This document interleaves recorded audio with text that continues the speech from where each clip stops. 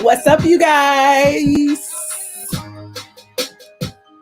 My glasses up, honey.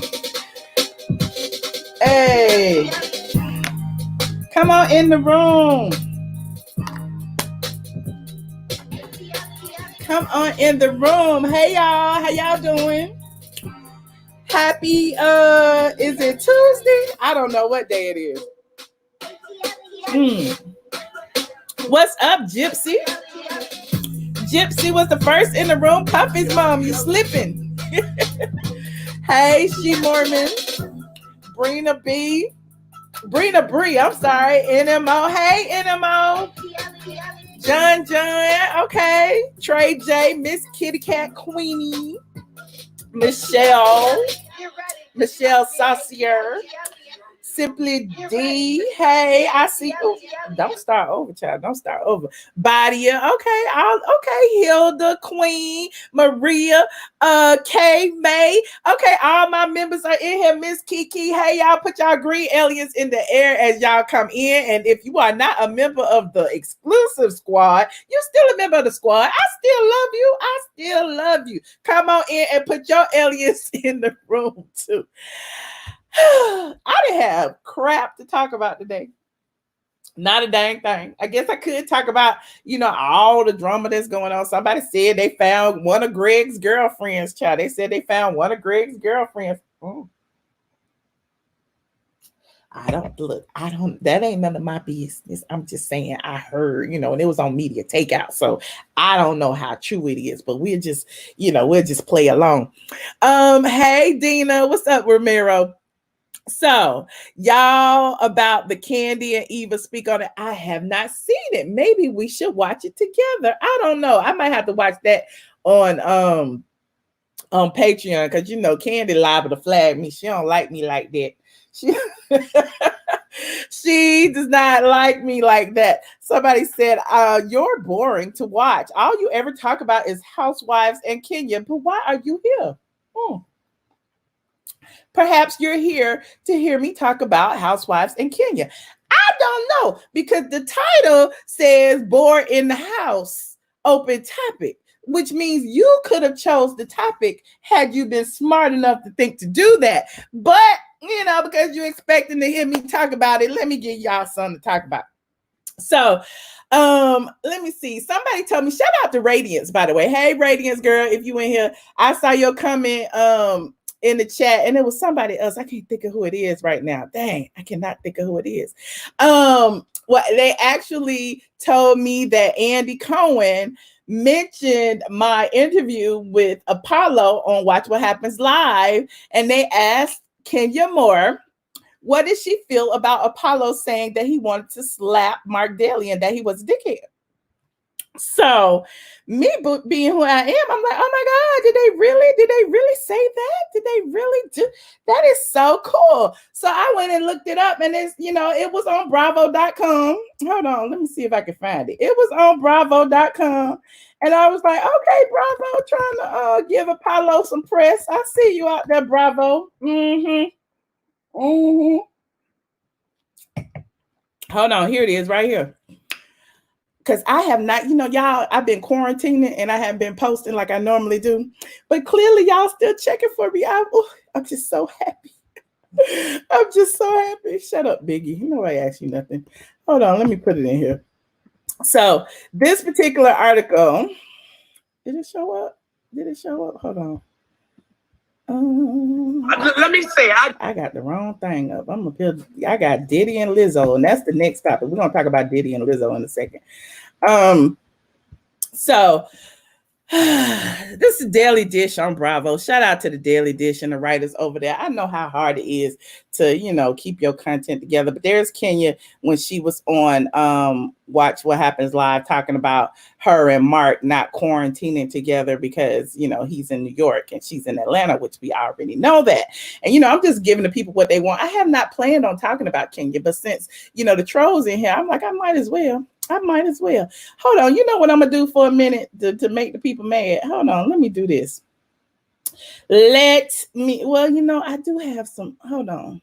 Let me see. Hold on. Let me look. You know, I'm like, as soon as the real trolls come out, y'all know I can make it a members only chat in a minute to make everybody mad. But again, I digress. So here it is. It says Phaedra Parks' ex-husband Apollo Nida is not a fan of Kenya Moore's husband Mark Daly, and he let everyone know it during a live YouTube chat with Straight from the A's Michelle Brown earlier this month. I don't like that guy, Apollo said, adding that he believes Mark is demeaning. He's not cool, man. He's just not cool. Y'all remember when Apollo said that when we were sitting around drinking, me, Apollo, and Peter? Mm-hmm. So to all the YouTubers out there who claim they don't know where they got it from, Bravo know where they got it from. Why you don't know where they got it from? Oh, hating ass YouTubers. But shout out to Sherelle's World. Shout out to Sherelle's World for giving me credit. And a couple of other people gave me credit too. A couple of other people, and I made a point of going over there and thanking them for, giving me credit, and I certainly appreciate it. Okay, I certainly appreciate being acknowledged for my hard work, because not everybody does that, because people be really, really hating on Black women trying to get they blogger credibility on. I've been doing this for 12 years. It ain't, look. I got the credibility. I got the clout. I'm not searching for nothing. But at the end of the day, don't take it from me. Don't act like it's yours when you know it ain't. I'm just saying. But again, right, put some respect on Michelle Brown's name. Where the chat at? I need to put that in the thing. Hold on, said. Hold on, I see you. Mm-hmm. What y'all drinking tonight? I'm drinking my $5 sangria from Target. Tarjay. Oh, yeah. Oh, shout out to Millie at Mob Radio, too. So, I noticed she also gave me credit. Okay. She also gave me credit for my Apollo interview. And again, I thank everyone who gave me credit. I'm going to stop giving attention to the haters and start giving attention to the people who really respect me, because I respect those who respect me. Respect is a two-way street. If you don't respect me, I don't respect you, period. Anyway, let me see what else y'all talk about. Hey, Mob Radio. Okay, Jim Buddy, y'all fans. Okay, y'all. Oh, some Millie fans in here. I see y'all. You said you just got here. I see your wine. Now you pouring something. It is open topic. I could put the link in the chat. I just wanted to talk about whatever. Actually, we could go ahead and talk about, somebody wanted me to talk about Lizzo. And they said that Diddy fat shamed Lizzo. But first, let me see what y'all saying in this chat. You said play Nene's boop bop boop bop. Play Nene's bop. I'm looking fantastic. Thank you. Black make me look skinny, honey. Black. Shout out to Nene Leak swag boutique for my outfit. I got a long time ago too. Don't go in there looking for it. If you get out in the outside soon, don't go to Swag Boutique looking for this outfit. I got this outfit when Swag first opened, and I didn't go back because I can't afford it. Nene clothes high as hell. Y'all know Nene clothes high as hell. I be on Fashion Nova all day long buying me little $30 t-shirts, honey. I can't afford those $300 outfits. I'm just a lowly blogger, honey. I have to put all my money in real estate and stuff and stocks and bonds. I'm just saying. But I digress. Thank you, JB, for the super chat. Yes, put some respect on this name. Put your aliens up, honey. Put your aliens up. Somebody said they got dirt on me. Oh, where is the dirt? Can you please give it to me? Because I want to hear it. Maybe I can blog about it. Child. One thing about it, dirt washes off. I love my squad, honey. I love my squad. Y'all are keeping it really real. I love you, Michelle. You keep it real. Okay, Patricia. Yes. And shout out, look, some people be sending me super chats and cash apps and PayPals. I'm like, I forgot I had a PayPal. I'm like, y'all really look, long as y'all be sending me cash apps and PayPal, I'll be coming on here every day, honey. Because when I don't receive nothing, I'm gonna stay at home and drink. I'll just play. I do have a good time on here though. Now, look, now that we in the quarantine and the pressure is off, y'all remember I used to be real nervous coming on here. Now it just be like, child, everybody here messed up. Let me come on here and talk to the people. You said maybe y'all.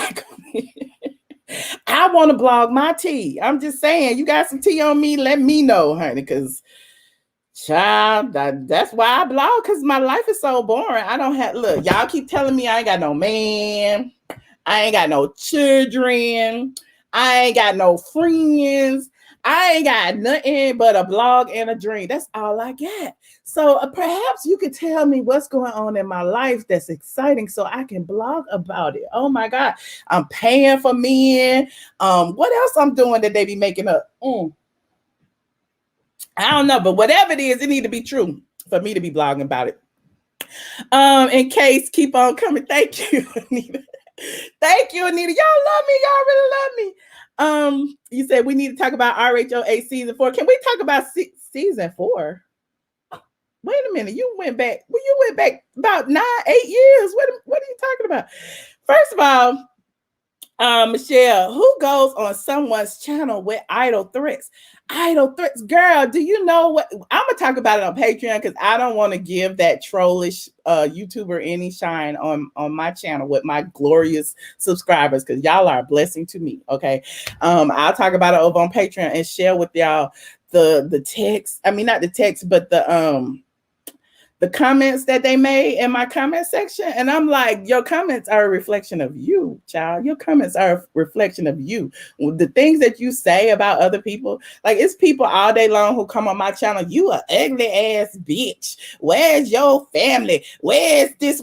Like, I sit there and I'll be like, well, dang, what is going on in your life that you got to come up under my video? I'm sitting here giggling and laughing and chilling and just talking to the people who support me. And you miserable asses got to come and just try to spoil it for people. I don't understand. I do not understand. Thank you so much, Hilda Hearts, for the super sticker. So I be like, and the people who try to call you ugly, and the people who try to call you fat, have you noticed that they are like 2 tons of fun? I'm just trying to figure it out. And, you know, we be talking about fat shaming and this, that, and the third. Look, it ain't no shame in being fat. Like, at the end of the day, I eat good.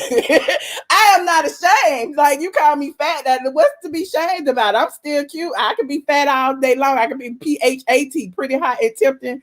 Like Chris, what was it? Was it Chris Tucker said in that movie? But at the end of the day, the people who be down there like trying to call you all these derogatory names and say you ugly and talk about your hair and all this stuff, they be the main ones, ain't even got no hair, ain't got no edges, wearing a raggedy ass lace front, child, a raggedy one, child, not the ones that Nene Leaks be selling. They be wearing the ones from the flea market. Child be, I can read, but I am not going to read today. We are not in the beef sector. We are not in the beef sector. But what you not gonna do, is, you know, call me out my name. I let everybody talk about whatever they want to talk about on the channel. Even if y'all call me haters and y'all be like, oh, you hate Sheree, or you hate Kenya, I don't mind that. Honestly, I don't. But when you come on here trying to read me and then be talking about, and yo fishy vagina, and yo this and yo that, and you going off what some gay man that said about vajayjay, are you serious? Gay men don't even like vagina. Find a straight man that has said something negative about my vagina. Okay, find him, and then we can talk. Maybe we can talk. But until then, you have no, there's no beef. I don't understand. You said, please read Mr. Manny Man. It ain't nothing to read. That is a walk-in read in itself, honey. That is a walk-in read. I was over on and I don't even want to give her no shine, honey. But anyway, I was over on Dr. Heavenly channel. I had to unsubscribe because I'm like, what is going on with Dr. Heavenly? What is going on, Dr. Heavenly? You on the wrong team. Wrong team. I'm kidding. Look, shout out to Dr. Heavenly. She can do whatever she want to do. But I just be cracking up because I'm like, it was something I just happened to pass through either yesterday morning. I guess it was yesterday morning. And I'm like, oh, I was scared. Mr. Man Hands was on there talking about teach me how to be a woman. Like, I need to change the channel because this is not the channel for me, honey. This is not the channel for me. It is too much. It is too much. And speaking of Dr. Heavenly, let's just bounce on over to Quad. You know, everybody can talk about Quad. Quad not coming back to Married to Medicine. Quad lost her job on Sister Circle. Quad. I do not care about Quad. Somebody was even in my DMs talking about, I got some tea on Quad. Quad is I'm gonna use it's after 12. No, Quad is currently bumping skins. I'm gonna use bumping skins with the football player Takeo Spikes. This is what the person said in my DMs, and I don't care, because I don't care to blog about it. If it's true, it's true. If it's not, it's not. If it's a lie, I didn't tell it. It was in my DMs. So I was like, okay, and who cares? They was like, well, he used to be a friend of Dr. G's. And I'm like, oh, okay. So Quad bumping skins with a friend of Dr. G's. And personally, I don't even believe she bumping skins with a friend of Dr. G's. Personally, because her BFF Junkie Dineva had told me that she was a lesbian. So is she a lesbian? She's still, searching for football players. I don't know how true that is. I'm just saying. I'm just here. You said we renaming Peachtree to Peachtree and Michelle Boulevard. You taking over ATLien. Hey, Trey and Nene. Y'all go and subscribe to Trey and Nene. Okay. Trey and Nene, they are such a cute couple. I don't know how I came across their channel, honey. I came across their channel and I just look. I ain't gonna even tell what I be doing, because every time I see them, I want to give them all the super chats and all the cash. I just be want to give, because they are such a cute couple. And they're in Lithonia, Georgia. Child, they country just like me. I don't know about Trey though. Trey, me and you gotta talk, because you can't be from Atlanta or from any part of the surrounding vicinity and not rep the Falcons. I don't know about you. I don't know. I gotta keep my eye on you, because you ain't from here. You ain't from here. But anyway, I digress. But shout out to Trey and Nene. Y'all go check that channel out, because they be doing mukbangs. Is that how you say it? I need to go eat with them one day when we can go outside. When we can go outside, I might go eat with them. Yeah, somebody said, how do you feel about Tammy Roman joining RHOA? It'll never happen. I mean, I don't feel any particular way. I think she's a hilarious comedian. I think she's talented. I love her Bonnet Chronicles, but I don't think it would ever happen, because she's already made too much of a mark on VH1, and Bravo has been known not to pollute, if that's a word. They don't necessarily take people who are who are on other networks. She's not a good fit. Okay, you said Phaedra coming back. Phaedra might come back. You saw Bravo doing, look, if Phaedra ain't coming back, I guess Apollo is, because they loving Apollo over on Bravo. Because they did like two posts they did one post about me talking to Peter and Apollo. So I guess they got their eye on the husbands. And then they did another post about what Apollo said about Mark being a dickhead. So I'm like, okay, shout out to Bravo. Hey, Kip the trucker, I haven't seen you in a minute. Kip, where you been? You dissed us on Patreon. You joined and then we never saw you again. Takesha, I'm about to fire you. We that, whether we want to be or not, we that, because all y'all in New Orleans be trying to move here. So we that, okay? All y'all New Orleans people be talking all that crap and then be trying to move up in Buckhead. Don't be doing that. Stay your ass down there in New Orleans and, stay over there. Shout out to Amy B for joining. I appreciate you. I appreciate you so much. You said Quad is a very, very messy person. I don't like your screen name, Tired of Nene Leaks. I don't like it's Team Nene over here. You can't be tired. We never tired over here. We always working. We always working. But Quad, I don't see it for Quad. And those of you who have been following me for any length of time, y'all know it. Quad, look, don't make me pull up the video where Quad got on my last nerve, and I was looking at her like this the whole video, like, girl, shut up, girl. Like, oh my God. And Quad, the one thing that, and I've said this before, this ain't no shade, I've said it. The one thing that I don't like about Quad is that she stole other people's personalities. And even though I don't like Junkie Dineva, anybody who knows him can recognize that Quad is him in a female form. I mean, she uses all of his little sayings. Yes, God, honey, and all of his Miss Quan, I'm Miss Quan, I'm Miss Quan, and True T, yes, True T, and it's like, girl, like, girl, let it go. Like, we ain't trying to, girl, just be yourself. Like, and then they be calling her Meryl Streep. They be calling her Memphis Meryl. My readers be cracking me up. They be calling her Memphis Meryl because, you know, she from Memphis, and they be like, you know, she be trying to talk proper, and yes, God, girl, and it's Miss Squaw. And it's like, okay, can you please just be yourself? Maybe we would like you more if you were yourself. That's all I'm saying. Oh, who in there? Did I even shed a? Who is that? Who is that? Oh, I did send it to my friend. Hold on. Okay, I had to see who that was. Cause I'm like, I haven't even changed the damn I haven't even shared the damn link yet. You said I sound just like her. She a whole actress. Is that what it is? Sounded like Meryl Streep. Quiet, they got no personality. She got somebody's personality, it's just not hers. But again, I digress. Hold on. Hello. What up? What's up, Shawty? What's up? Wait a minute before you even start. But don't be playing no copyrighted music on my YouTube. Okay, that's one. Okay, two. I gotta read you for a minute. I gotta read you and all other DJs of America. First of all, thank y'all for y'all support for listening to us. Michelle don't know what she's talking about. We are not taking off the bandwidth. I haven't even said it yet. Okay. First of all, they don't even know your name because I took the names off. Yeah. That ain't even your name. That's my old Black Planet name. What? My Black Planet name used to be ATL's Most Wanted. Remember Black Planet? I was very popular. Oh, you didn't tell me we were sipping. This is happy hour. Or happy, I don't know what this is. But this is my friend DJ Cooly C, who made my beat, right? I've known him since I was 6 years old. Yeah, that's a whole nother story. We talked about that before. We ain't gonna talk about it no more. We went to elementary school together and all of that stuff. And he's crazy, okay? But the one thing that I appreciate about him is he is talented.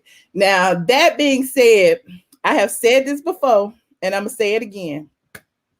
DJ Cooly C and any other DJ out there, DJ whoever, DJ Nice, DJ Mars, DJ E-Class, DJ this, DJ that, DJ College Park, DJ Jermaine Dupree, DJ, all y'all getting on my motherfucking nerves, stoking up all the bandwidth. Look, I'm tired of logging on the Instagram and all I see across the top is live. I'm like, how am I to choose? What am I to do? I can't even go live myself because all y'all live. Like, I don't understand. It's too much. And then I'm like, I'll be glad when we can go outside again, till y'all can go back to the clubs and to wherever else y'all be DJing so that y'all can leave my job alone and leave it to me. Hey, we just enjoying life right now. We enjoying this new life that this pandemic is extended to us. How are you? What's up, Michelle? Straight from the A? I'm fine, Carl. I'm fine. I appreciate all of my subscribers. They've been very, very nice to me because I ain't found no taxes and I can't get no stimulus check. And I'm mad. I'm in my feelings right now. I have applied for my small business loan. You and me both. But I got to get my Schedule C because I haven't found my taxes. You see what I'm saying? Like, it's like, to me, it's like, I'm just still like this. Like, can I get food stamps? You probably can. I need to get everything. We need to get everything. I need to get all the assistance because this has affected my business in ways I would not have thought of. I can't get no party pictures from nobody. Thank you so much, Miss Parker Lynn. Jazzy Faye is having a party with 10 DJs. What? Okay, Jazzy Faye, you better. Well, he didn't invite me. Well, you better call him, see what's up. LaShawn Hampton sent the super sticker. Thank you so much, LaShawn. I appreciate y'all. Y'all so sweet. Carl, what you doing? Like I invited Carl. I invited a lot of people. I think I invited Josh. I invited Justin Diego. I invited everybody because normally when I go live, if I don't have a topic, I send a link to all of my friends. So it's like whoever wants to join in can join in. The couch party gym. What you about to play? What you about to do? Who? Me? You can't play no copyrighted music. I can play my music. Okay, play your music. You ready? Because you about to be an ATLien. I don't think. Yeah, I do have it. You want me to play it? Yup, mix it up. Let me hear it.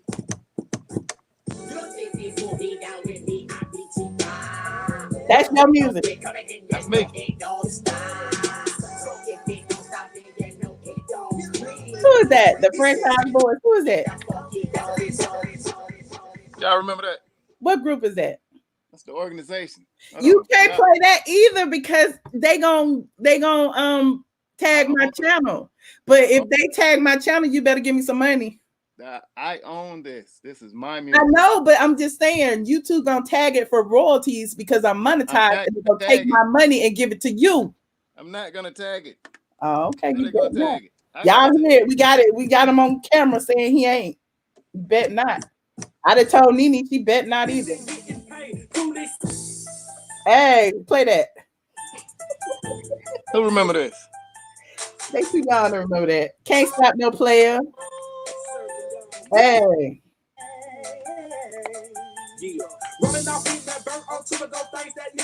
Yeah, Shreddy Black ATL, remember?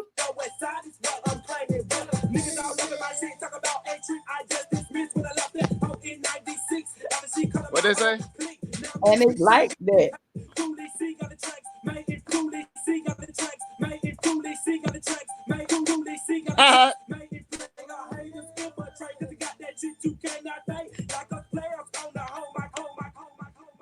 Yeah. Zenny Optical makes my glasses, Miss Winnie. I put the link in the thing down below. That's all I got my own DJ tonight. I got my own DJ all the time. I be just sitting here. Y'all just don't know what be going on behind the scenes. Somebody said they was in middle school. They gotta go. Let me stop. How old were you, Carl? I was in my mid-20s. You don't want to tell. You know, we just I know. Huh? We was in middle school. We was. Mm-hmm. Okay. What's up, friend? How are you? What's going on? I'm wonderful, friends. I'm wonderful. I've known Carl forever. I've said that already. I know. Mm-hmm. So, what you been doing to combat boredom? Coming downstairs and getting in the lab. You know, trying to entertain other people. Other than that, just watching the time go by. Okay. You know, I wouldn't say it's just like I think it's more of a setup than a setback. I went to Bunch Middle School. I don't know what middle school Carl went to. I went to Bunch. Ralph J, man. Ralph Johnson Bunch. Uh-huh. Yes. Y'all don't know nothing about that. In Thera High School. We have never dated. Don't say that. I ain't gonna get Kamisha mad at me. Who said that? Never dated. Who said that? I don't do high yellow fellas. I like dark and ugly as ever. I told y'all that before. What? Wait.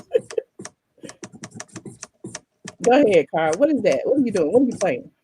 I'm just messing around. So This is what I do in my spare time. This is what I would, if I'm not going through Facebook, looking at your YouTube channel, or some more things to entertain myself. Where's my song at? Oh, let's see. Hold on. Quick sec. You went to Camp Creek with Chris Cross. Okay, Kip the Tucker. We the same age. I went to Bunch. You went to Bunch too? Okay, Alicia. Yes, Bunch Middle School is in the building. His IG is DJ Cooly C at DJ Cool. Is that right? Yep. COOLYC. Okay. Can you post that for me, friend? I just did. Well, thank you. You're welcome. Oops. Why you don't have that as your name? Where it go? What? It is. It say ATL's most wanted. Oh, can I change it? I don't know. Oh, let me hit the chat button. Okay, you got it. So, let me see if I can play this real quick from here. See how we can do this. I can't. You got the disco lights and everything, huh? Oh yeah. You want to see the field, the real deal? Sure. Hold on. This is how I get down when I go live. I'd be glad when they go back to work, y'all. I'd be glad. Shane gonna talk about not $1. I don't care if people look. You can donate $1. You can donate 50 cents. I do not care. I'm grateful for it all because I know you don't have to donate anything. So I'm not one of those people who talk about the amount. Who would do that? That is called entitlement. Shoot, get $1 from 1,000 people, you got $1,000. So y'all be slipping. I don't know what y'all be thinking about. Tell us the story with Craig on Patreon. With Craig on Patreon. Can you see that, friend? Yes, you look. See that right there? What that say up there? DJ Cooly. Okay, come through. Okay, come through with the visuals. Yes. I see you. It's a little bit more. You can't really see it.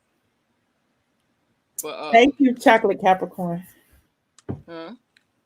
I'm talking to my people because we What's waiting up, on peoples? Good people. Jen the Goddess. Yes, Jen the Goddess said, y'all gonna be grateful if I give you $1. You damn right, I'm grateful. Okay. All right. I'm grateful. Thank you, Ronnie. Michelle, real talk. They don't understand how much you are helping us get through this pandemic. Every time you are on, I click, you lift our spirits. Thank you. Y'all lift my spirits. And look, the real Patty, she split it up, honey. She done gave me $1.99 3 times and $1. She done gave me $2, $4, $6, $8. Nah, what y'all gonna say now? It's better than nothing. Yes, tip the DJ, and I might tip him. Wrong, baby. You wrong. I'm a tip. Of course, I'm a tip you. Carl, we friends all the time. Mm-hmm. So, yeah, you got me on here. What we doing? I thought you was about to play some song. You was gonna play my song. You said I can't play nothing. I said you could play my ATLien song. What happened? Hold on, let me see if I can. You can mix it up and scratch it. Hold up. You can play anything that's not copyrighted. If it's like some beat that you've been working on, that I can rap over. All right, so I do have beats, but it's not on this computer. It's in my studio. Y'all want to take a trip to the studio? I'll give you a little tour.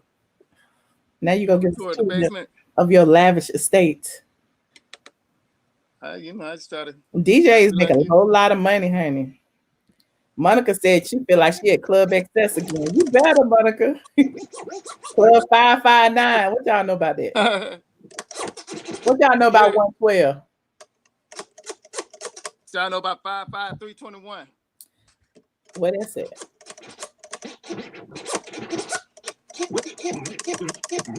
Get ready, because you about to be an ATLien.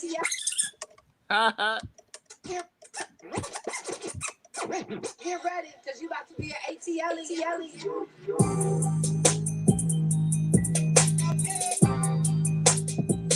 ATLien.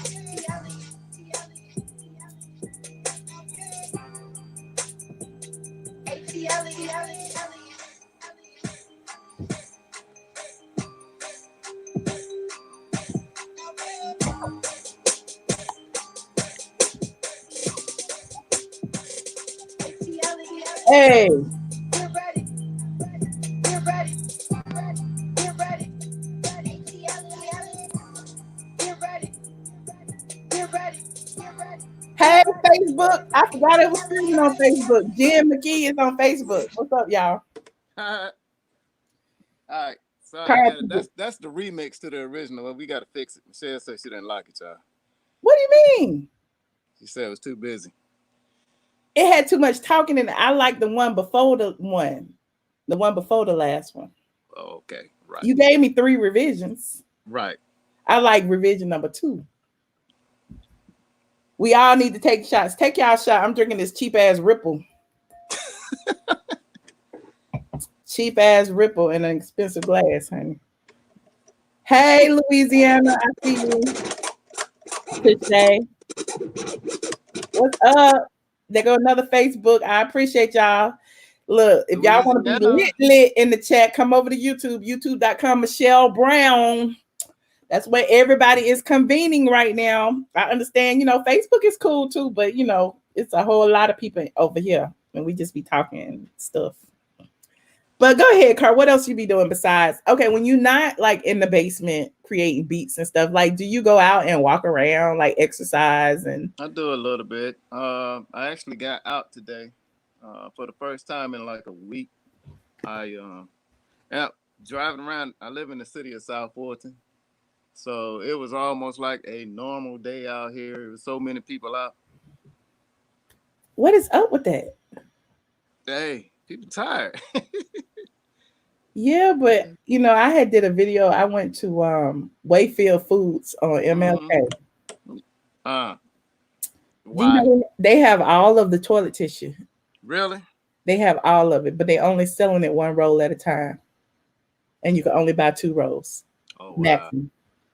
And I'm like, they really doing black people like this? When I say they got thousands of rolls of tissue, but you can only get 2, why is that? Hey, the struggle is real. So look. So, are we in the clear? Are we good? What do you mean? So to say, is it coming down? I haven't even looked. Like for my anxiety, because the first week or so, I was watching Trump press conferences every day. I had to stop because I was driving myself crazy. Yeah. So I mean, as long as look, I don't have it. No friends that I know have it. I'm hoping that all y'all are staying safe and in the house. My mom is safe. You know what I'm saying? It's like I check on everybody.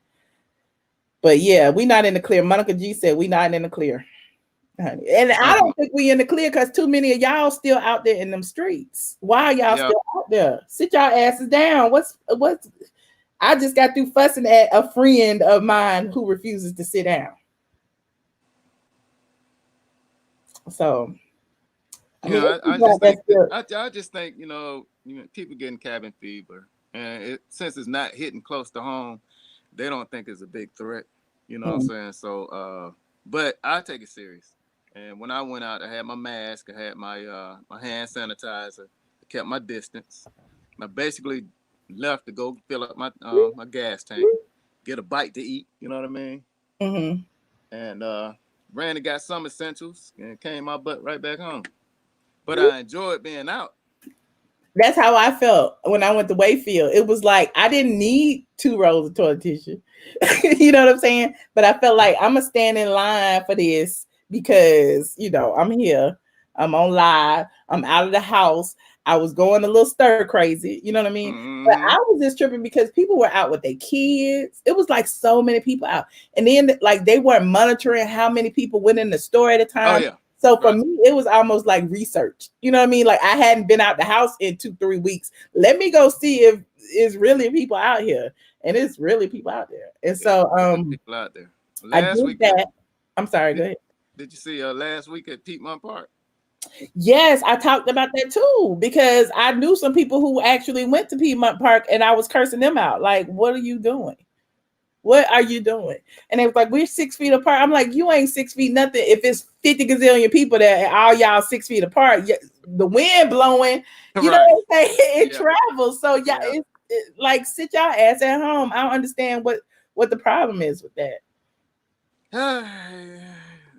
People are resilient. I think people are kind of defiant, and if it don't affect them directly, don't think it's real. I don't even think our president take it as serious. Somebody said, since we're gonna change the subject, we tired of hearing about the corona. We gotta make it What does he think about Nene's, honey? Have you heard it? No. You want to hear it? Yeah. Let me see if let me turn on my speaker so we can bang this real quick. because I've been cleared to play it. You know, of course, I have the whole song. It doesn't come out. I think it comes out tomorrow. Let me see here. Tell her to send it to me. Oh. Tell her to send it so I can play it on my live. Y'all got to join me on my live. I really go in. It's DJ ain't serious. He does go in. Hold on, I'll send it to you. Hold on, but listen, here it is right here.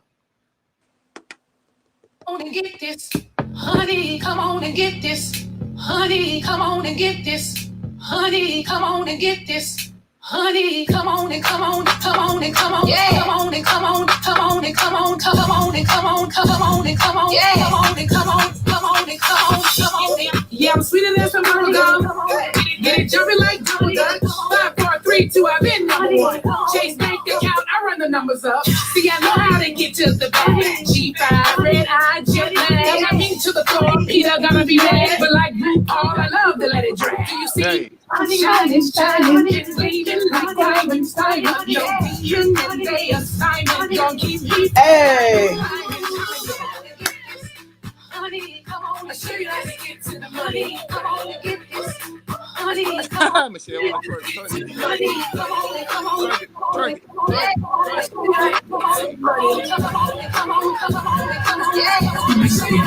Hey.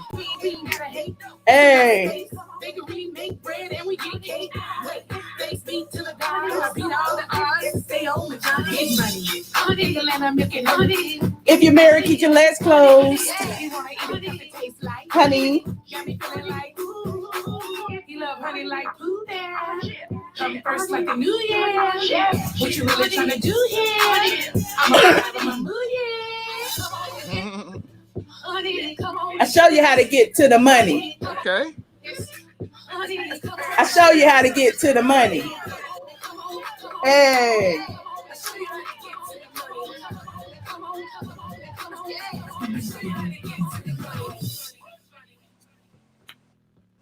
I'm with it. How to get to the money. So she just recorded that?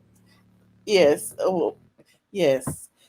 Somebody said Nene a rapper at 50. So is Jay-Z. So is Diddy. So is 2 Chainz. So is a whole bunch of rappers at 50. There is no ageism over here. Y'all always be trying to like discredit somebody because they old. Y'all should be grateful if you make it to 50. Some people do not. Why do y'all always do that? Oh my God. I'm gonna say it like this.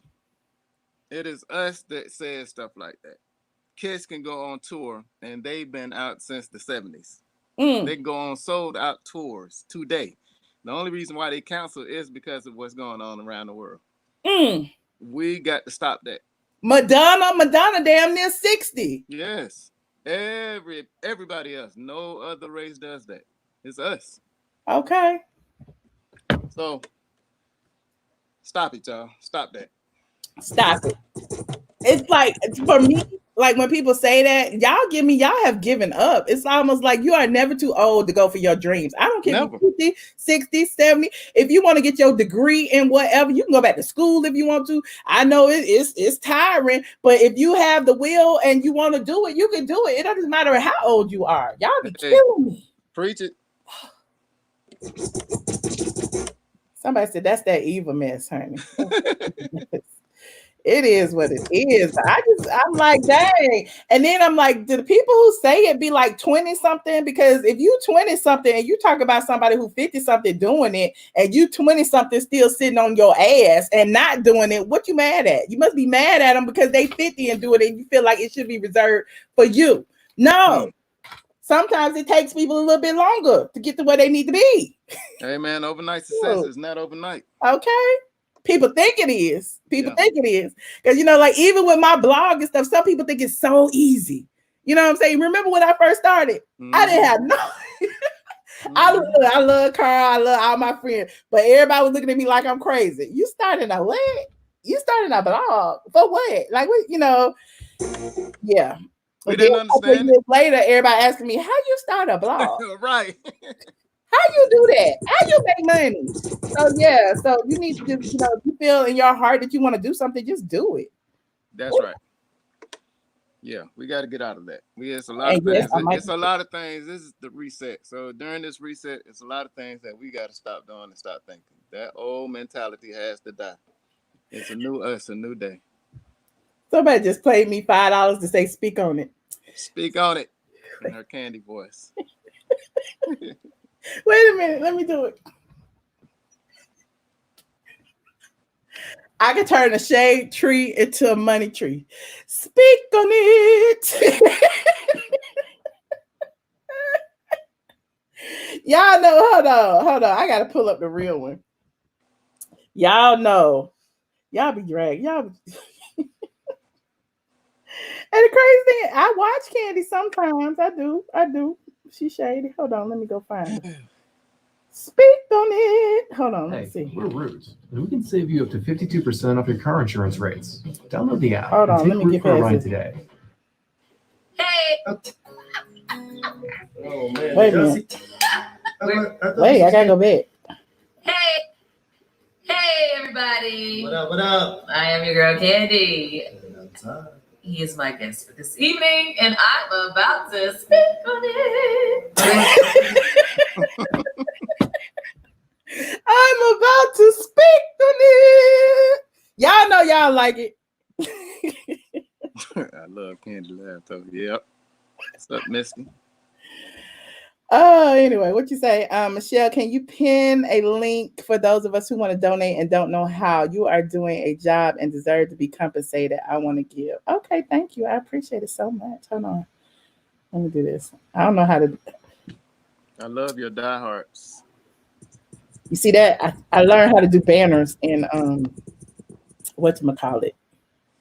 It's a little tickle. Thank you, Ranu. My cash app is iamATLien.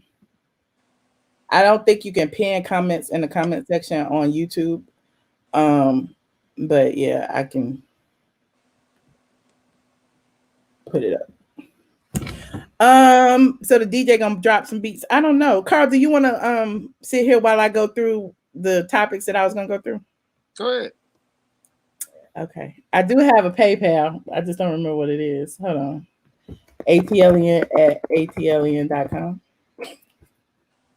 Hold on, let me see what my PayPal is. Hold on. Because I don't put it in here. It's my PayPal. PayPal.com. I am ATLien. Maybe it's PayPal.me. I am ATLien. Yeah, I'm tipsy. I don't know what I'm doing. PayPal.me/I am ATLien. Is that it? That's it.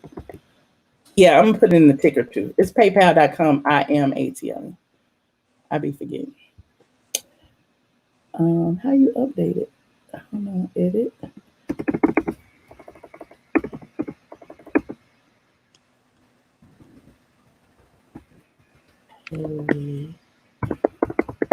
Okay, I'm gonna talk about Diddy and Lizzo. So so Diddy and Lizzo. Apparently, people are feeling like Diddy fat shamed Lizzo, and he had a little dance off on Easter, and Lizzo called in, and I guess she started to twerk, and he told her to stop. So people feel like that he was fat shaming her because when other people called in, i.e. Drea from Basketball Wives, he allowed them to twerk. So when Lizzo came on, I guess she was twerking off a song and he stopped her and said, that's not a family friendly song. And then, he changed it to her song. And so she didn't twerk. She just kind of swayed or whatever. So we have the video. We're going to watch it right now. Hold on. Can you see that, Carl? Yeah. Hold on. Let me make it big. That's as big as I can make it, y'all. Hold on. Where Quincy at? Hey. Hey. Hey, what's up? Pretend nobody's in here. How you doing? I'm good. How are you doing?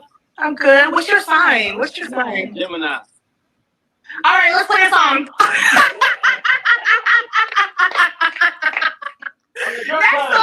I got a good side and a greater side. You know what I mean? Okay, well, you'll prove all the other Geminis wrong, then. Yeah, promise. Let's get it. Let's get it. Everybody wanna be big. Everybody wanna be big.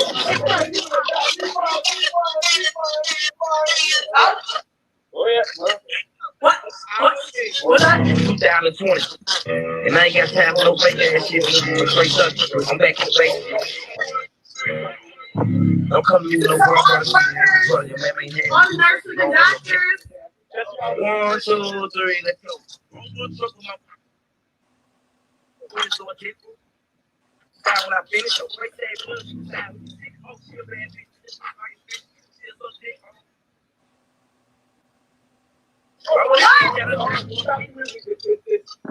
I'm sorry. I'm sorry. Sunday. Let's play something a little bit family friendly. I'm sorry. Oh no.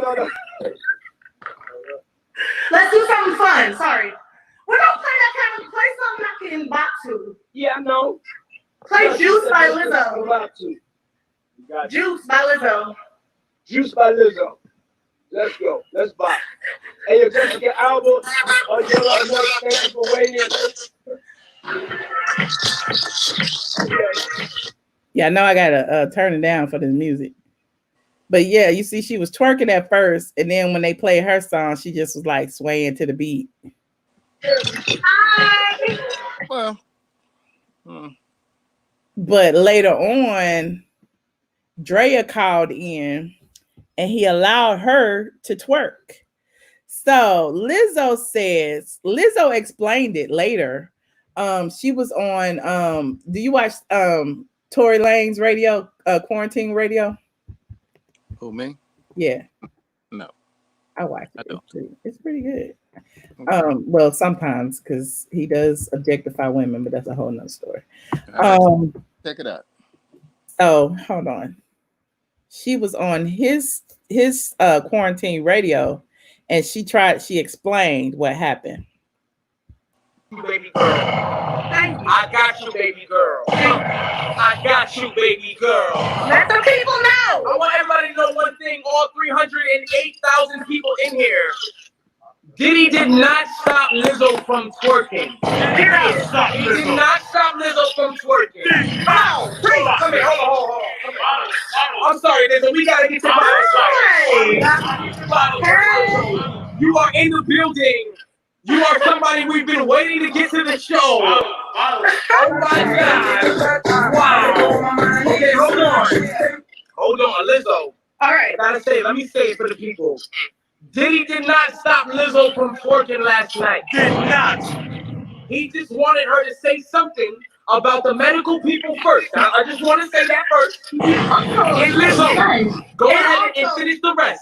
The music was explicit. He didn't want songs about suck my dick, being played around with children.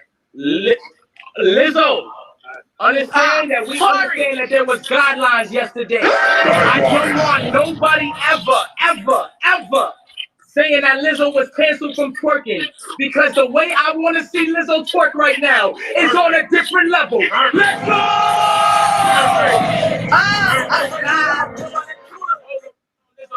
Are you ready? You place that camera somewhere where we can see it. Get my camera right. Get your everything. I'm looking at you. I've been looking at you since I seen you at the Diddy party. Oh my gosh. Perfect. And Lizzo, hold on, Lizzo, I seen that you had the chocolate almond milk. Chocolate. What is up? Can you show us the chocolate? Oh my God! They do this to all the girls, Carl. Not only are you staying healthy, but you keeping it true to the black They pour milk all over themselves. Chocolate almond. What? Damn. I just want to. I'm mad you haven't seen it. Now, Lizzo, I want to ask you. I need a special request of what song. But matter of fact, I got this song for you. It just came off. I know you about to go stupid, so I got this song for you. It just came off my brand new mixtape. You ready? Are you ready? Yes, I'm ready. And I just want to say I'm not in the competition. Hold on. I want to say one thing before this starts. No matter what, even though she does not need the 5,000, Lizzo is not going to participate in the money part, but she already won the twerkathon.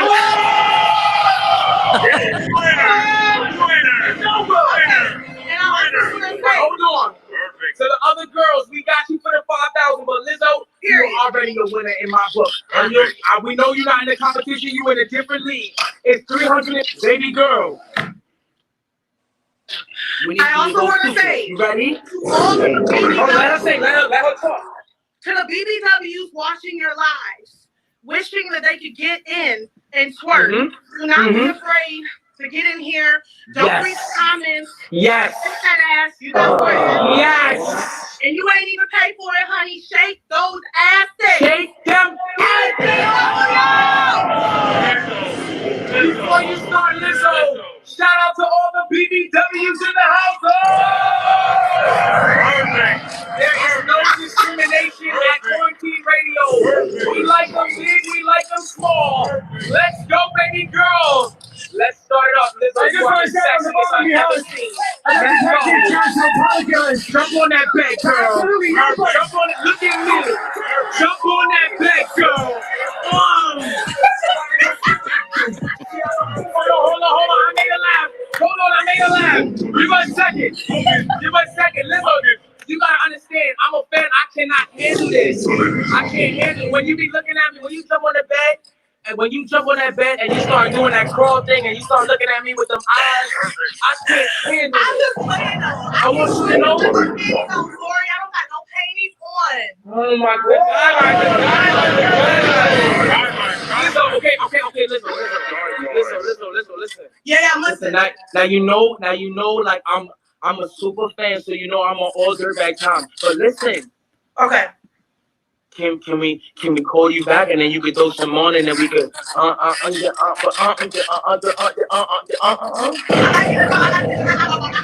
Yes, you can. Now listen, hold on. Now when you call back, Lizzo, I want you to understand. I'm turning the comments off. This is a me and you moment. Like it's too crazy, too sexy. I love BBW. I'm all for it. But before we go to the next one, we gotta at least see a little what you got on. You ready? All right, I'm gonna give you a look. Give us a little crawl on the bed like you did. I need you to crawl on the bed the same way you did, baby girl. I'd like to take this chance to apologize to absolutely nobody.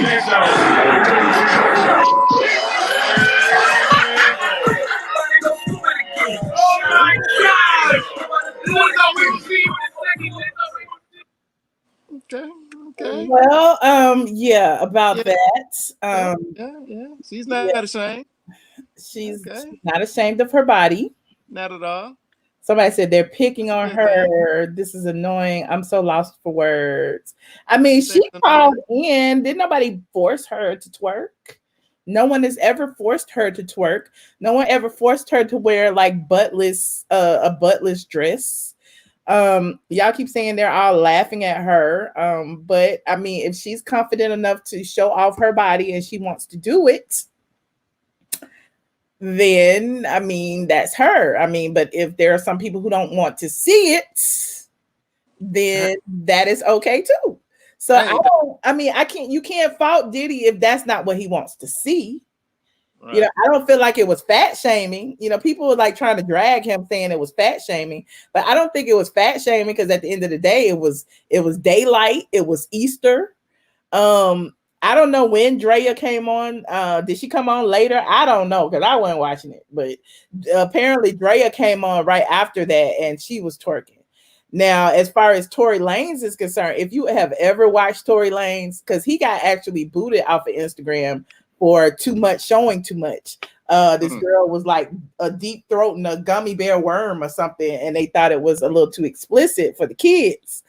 But, you know, because it's Instagram, they can't really monitor, you know, over 18 watching him or not. You know what I'm saying? So, you know, he often has twerkers on there. Like, how can he even monitor if the girls are over 18? You know what I'm saying? Because girls be calling in, twerking. You got butt cheeks everywhere. You got people pouring milk on their ass. All of this for some cash apps. Because he used to put their cash apps up.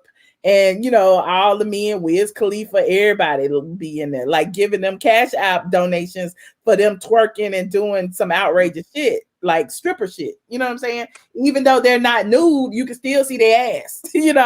So it's interesting. I mean, it is a form of entertainment. They are all inside. He has like upwards of like 300,000 people on his live at a time.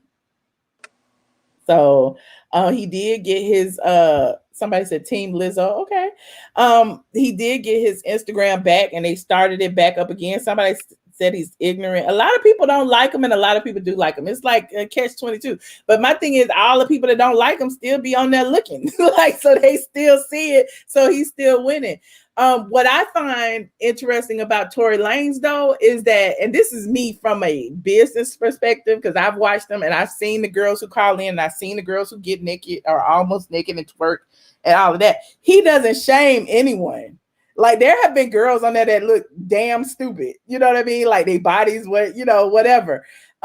He always says they look great. Like he always gives them some positive motivation. It's always, like somebody just said, it's always fun. So I've never heard him actually shame anyone. The girls call in on their own, but again, we don't know if they of age, over age, whatever. But at the end of the day, I don't think he bears any responsibility. I don't know. It's just an interesting dynamic. It is quarantine radio. Somebody said it's like watching a train wreck. You can't look away. But it's like you gotta watch it, Carl. You gotta go over there and subscribe and like get notifications, because when you get it, it's like you be looking and then like the little sound effects he be doing, the whole quarantine. And then sound effect like, game is off the chain now. Yeah, and he'd be like, "What time is it?" And then he got the little Mexican man, "It's Corona time." And they be like dancing and stuff. And I remember all that from like Cancun. You know what I'm saying? They used to have all that stuff when you outside beach parties and stuff like that. So he got those same little sound effects and stuff. So it's cute. But don't nobody want to see all them ass cheeks and stuff, Well, we're not gonna say don't nobody. Exactly. I get it. That's what I'm saying. There's a market for everything. But you got to understand, with Instagram, they can't monitor, like even with YouTube monitors if it's child friendly or not. And they'll block it, and they will, like, if you over 18, you can't, if you're under 18, you can't watch certain videos on YouTube sometimes. I don't think they're too great with it, but they try. But like Instagram, they don't have that. They don't have, any kind of even verification for you to say yes or no, you over 18, under 18 to go into certain lives. And then you end up seeing like Lil Boosie, women eating each other out. You know what I'm saying? So, and everybody is at home. Everybody is exposed to everything. It's interesting. Yeah, to say the least. Mm-hmm.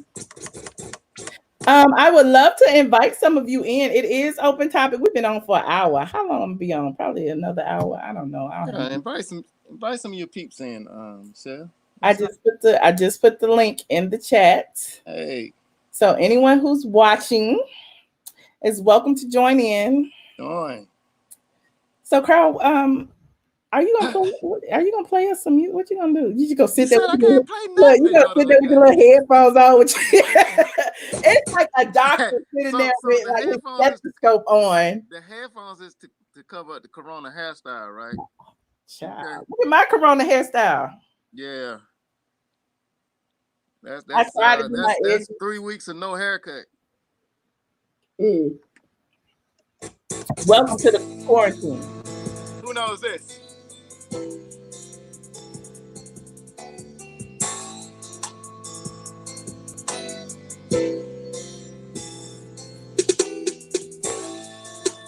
I don't know that. What song is that? Nobody? Really? Thank you to Keisha for the Cash App. I appreciate you. Really? You serious? What song was that? Hold on. Where my West Side at?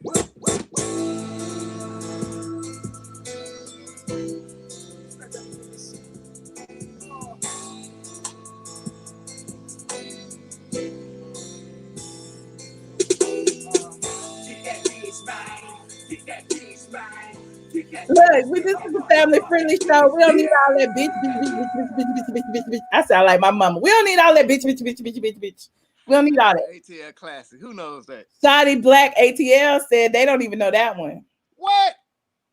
Oh my goodness. Wait a minute, Miss Winnie. Let me answer her question. Someone said, does YouTube hold your cash? I've read they aren't fair to content creators. I feel like YouTube is very fair because first of all, we're using their platform for free.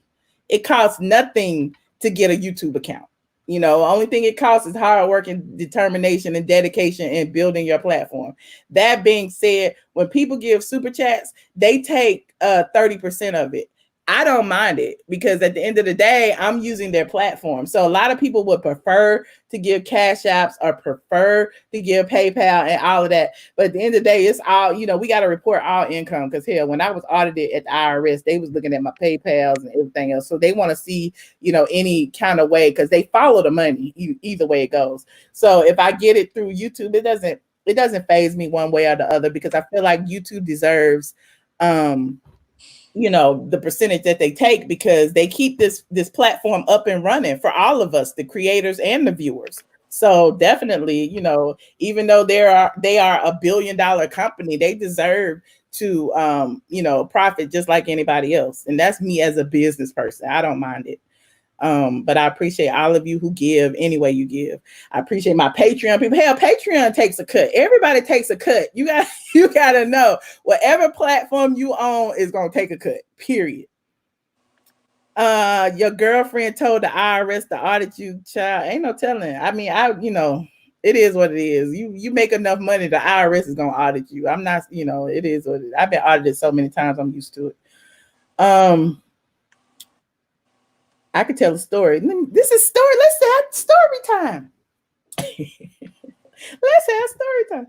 My first IRS audit, the lady was like asking me all of these questions, like, you know, how you get that business? I mean, how you get that job? And I'm like, I created it.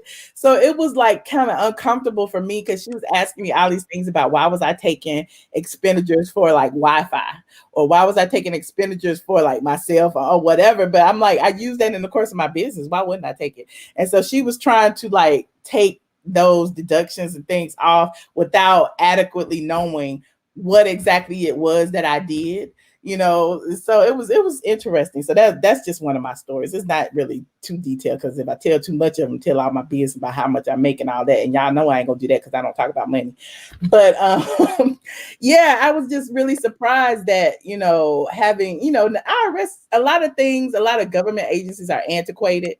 So you know, hell, they barely use computers, so some of them don't even know what certain things are. And this was about 5 or 6. Maybe 7 years ago. And so, you know, it's like, girl, like I use the internet, I work and you know, they pay me. So, you know, it is what it is. Do you have a business license or an LLC? I ain't telling you all my business, child. Come on, the Patreon, I might tell you something. Y'all, let me see. Hold on. Oh, okay, child. You did, honey. You did. I still have my website, God's Plan for Salvation. I do. It is called straightfromtheA.com. You can visit it at any time. I still get traffic. I am still in the Googles. So basically, I make money in my sleep. So all of the things that I have blogged about over the years, a lot of when people Google certain people, those stories come up. And when those stories come up, I still get paid. Hold on, Carl. I got another guest. Hold on. Okay. What you doing up? Is it past your bedtime? Yeah, I can't sleep. I got the DJ and I got Peter Thomas. I got What's two up, of my big favorite dog? people. What's up, family? You good? Yeah, man. How you doing? I'm good. That's DJ Cooly. I went to school with him. I know I was 6, honey. Peter. You did say a lot in their interview.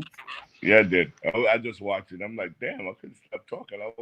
I kept drinking that night. I just kept on talking. Mm-hmm. I'm like, wow. But that was good. It was fun. I mean, I don't think you said anything bad. I just watch it. I don't feel bad about it. Okay. Yeah. You don't remember saying all that? Huh? You don't remember saying all that? No, I usually go whatever is in my mind. I just say what it is. Yeah. And I usually never go back and watch it unless somebody says something to me. I said, "Damn, I said that." Yeah. You know? Yeah. Y'all so Wow. funny. It You was a saw lot. Bravo picked it up. I'm like, oh. Oh, that's good. I hope it work out for Apollo because I mean I think like the one of the last thing I said is that I think they need him. Mm-hmm. They need this type of content in order for the show to win. Mm-hmm. Yeah. So do you think if they bring Apollo back, they would bring Phaedra too? Well, that would make sense because people were invested in them as a couple. They watch them have two kids on television. You know what I'm saying? People want to know what's happening in all their lives right now. Mm-hmm. You know, I think it'll be great content. You know what I'm saying? You can't do a show with everybody is paid. You know what I'm saying? Some Yeah. people got to be suffering. You know what I'm Yeah. saying? It has to be unbalanced in order for it to work. Right. Mm-hmm. Yeah. And Apollo crazy as hell. I can't wait. I'm trying to get part 2. So get your drinks together. Yeah. I might talk too much, way too much.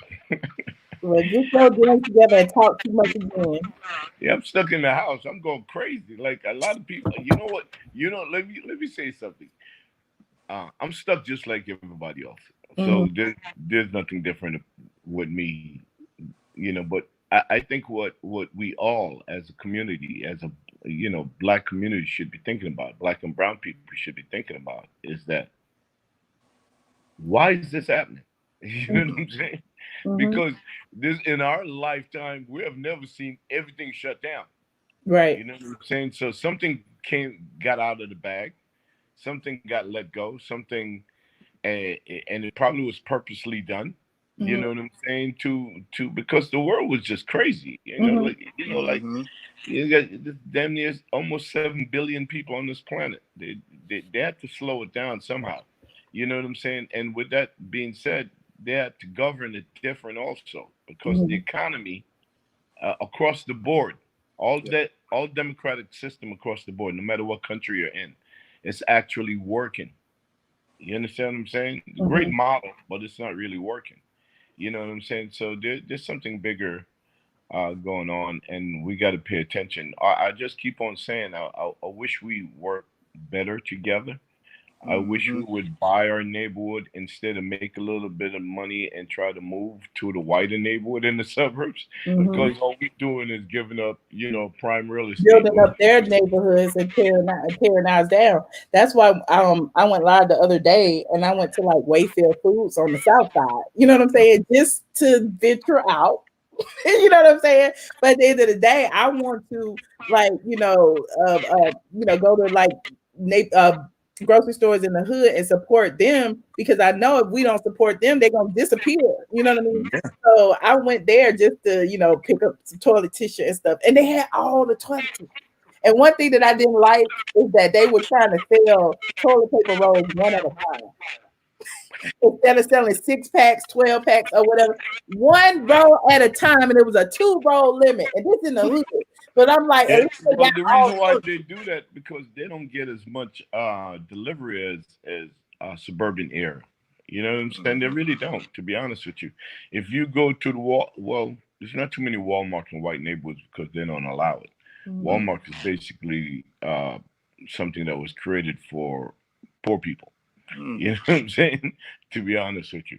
So, but if you go into better neighborhoods where you could find Target or Walmart, you would notice that they have more supplies than you do in the black neighborhoods.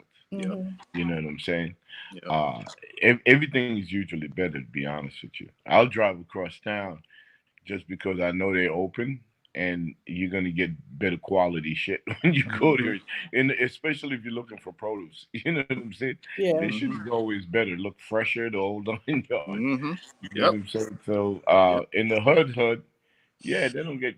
First of all, they're making pennies on their dollars, grocery stores. You know what I'm saying? And sometimes in order to carry everything, they don't have enough funds to buy in bungles like that. Like I go to Restaurant Depot and you can buy as much of that shit you want because I'm turning around to resell it. You know what I'm saying? Not Yeah. that I'm selling toilet paper, because I'm not.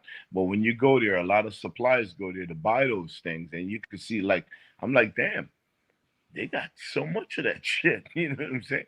Right. Especially here in Miami, because when you go to Restaurant Depot in Miami, you're buying not just for Miami, but you're buying for all the Caribbean also. You Right. know, it's a lot of that is being shipped out. But you know, it's difficult right now, man. You know, we got to really stop and think and said, oh shit, the plan has to be different, because they know where we are. Mm-hmm. They do know where we are. They know what we do. Okay, they know the 1% that's doing better, and they're not really focused on the 99%. We are so in check right now. We showing how much power we have right now. When they say stay the fuck home, everybody stay the fuck home. Yeah. But So everybody was not at home. Well, yeah, not but these past 2 weeks. huh? Not these past 2 weeks. They've been People out are in getting, Atlanta, and people are I'm getting really out, feeling right? some kind of way because it's like they're Yeah. not following directions here. Yo, you know what? That's crazy in Atlanta. But I'm gonna say this to you: down here in Miami, nobody's going anywhere. Okay. You know what I'm saying? I was in Charlotte 3-4 days ago. The shit was like, I promise you, like I wanted to get in the house before it get dark, because it's like I feel like some dead people's just gonna be running all over the place. Okay. You know what I'm saying? It was a ghost town. It's crazy. You know what I'm saying? How obedient people are. Nobody wants to die, you know? So if they feel like they go outside, they're going to catch something and die, they're staying home. People in Atlanta probably they're wilding out right now. You know what I'm saying? But you know what I found to be interesting, Michelle? What? Is that when I was in Charlotte, the longest line was at the gun store. I saw that on the internet. I saw that.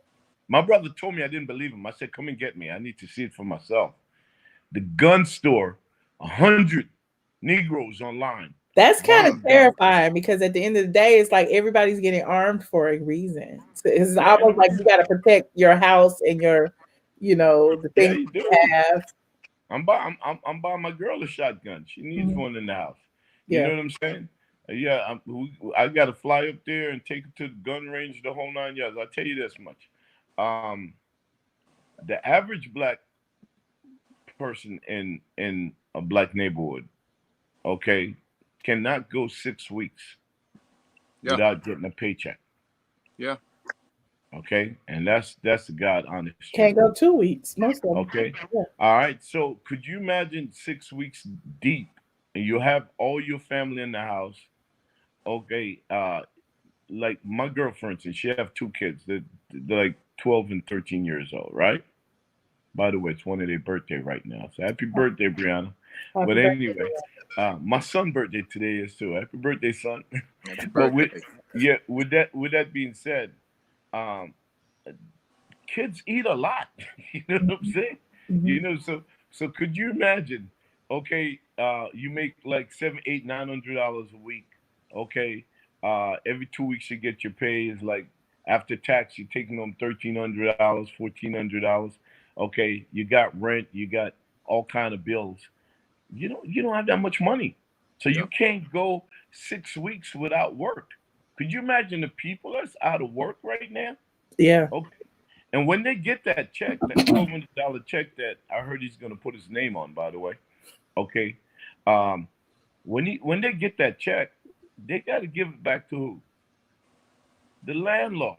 They got to go to Walmart. The landlord, the light bill, the gas bill, the water bill. They're giving it back to the same people that's getting way more than them, right? Mm-hmm. So what they're going to do after that? Right. They're not going to let their kids starve. Right. Okay. So everybody, please buckle up, because this shit, if it goes another 2 months, you're gonna see a different America. I promise you that. I believe. Mm-hmm. Well, you know, we gonna make it through. We gonna think positively. I know it's gonna be crazy, but I mean, I'm trying to think positive, but what different is gonna happen? Yeah. 6 to 8 weeks from now.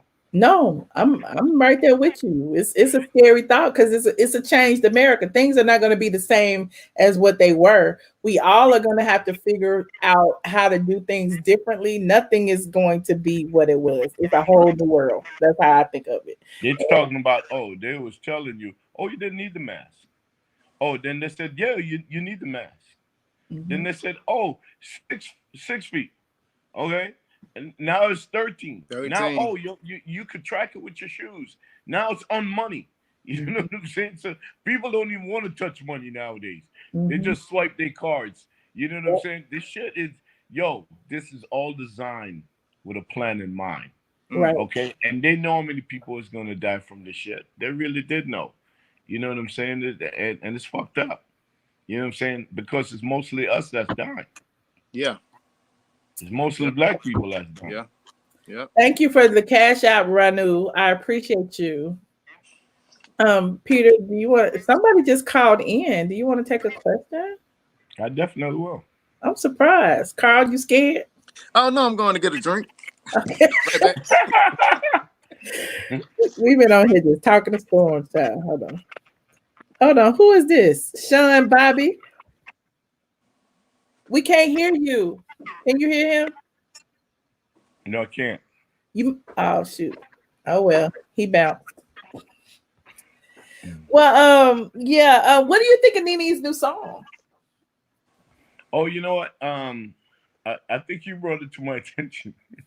I like your song, by the way. I heard it. Okay. The ATLien song. Yeah, I do like. That's who did it. Oh, that's what's up. Yeah, that's my DJ. great job. He did it for me. Yeah, and Nene's song, it was good. I can't front. I like it. Did you hear the whole thing? No, I heard like probably around around 40 seconds. You want to hear the whole thing? Do you have time to play? Of course I do. Hold on, let me find it. I got it on my phone. Here it is. See if my speaker on. I like it. They know I like it because I keep playing it over and over again.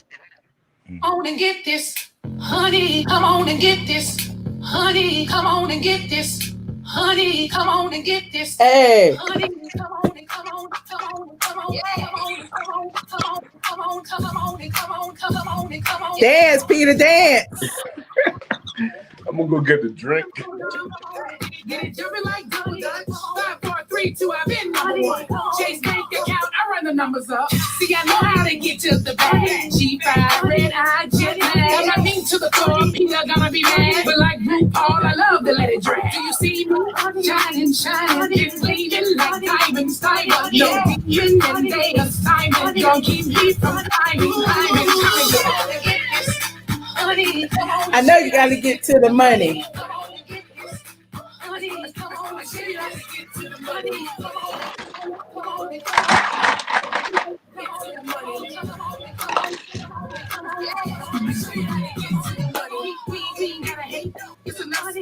They can remake bread and we get cake. They speak to the God, I beat all the odds. Stay on the Johnny. In Atlanta, make it honey. Keep your legs closed. Right. What you really trying to do here? I'm about my mood here. I show you how to get to the money. I show you how to get to the money. Hey.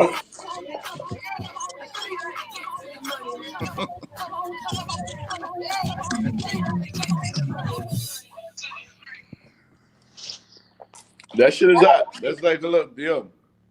That would be big in the gay clubs. No, for real, dog. You did a good job on that. Like, no, like he didn't do that one. He didn't do that one. Her song is out now on Spotify, by the way. No, that shit is hot. I can see them boys out there. Come on and get this. You know what I'm saying? They should be dope. I can't front. Come on and get this. Hold on, Sean Bobby. You can see them get up and start. You can see them get up and start twerking to that. Oh my God. You gonna play in that bar one? Nah. I'm not. It might be on Billboard. You never Catch me on one know. of those nights when I have way too much Moscow Mule in my system. I probably put that shit on. I promise you I won't twerk though. What did I have? A strawberry Moscow Mule. That whatever I had was good. Mm-hmm. Yeah, wow, that's hot.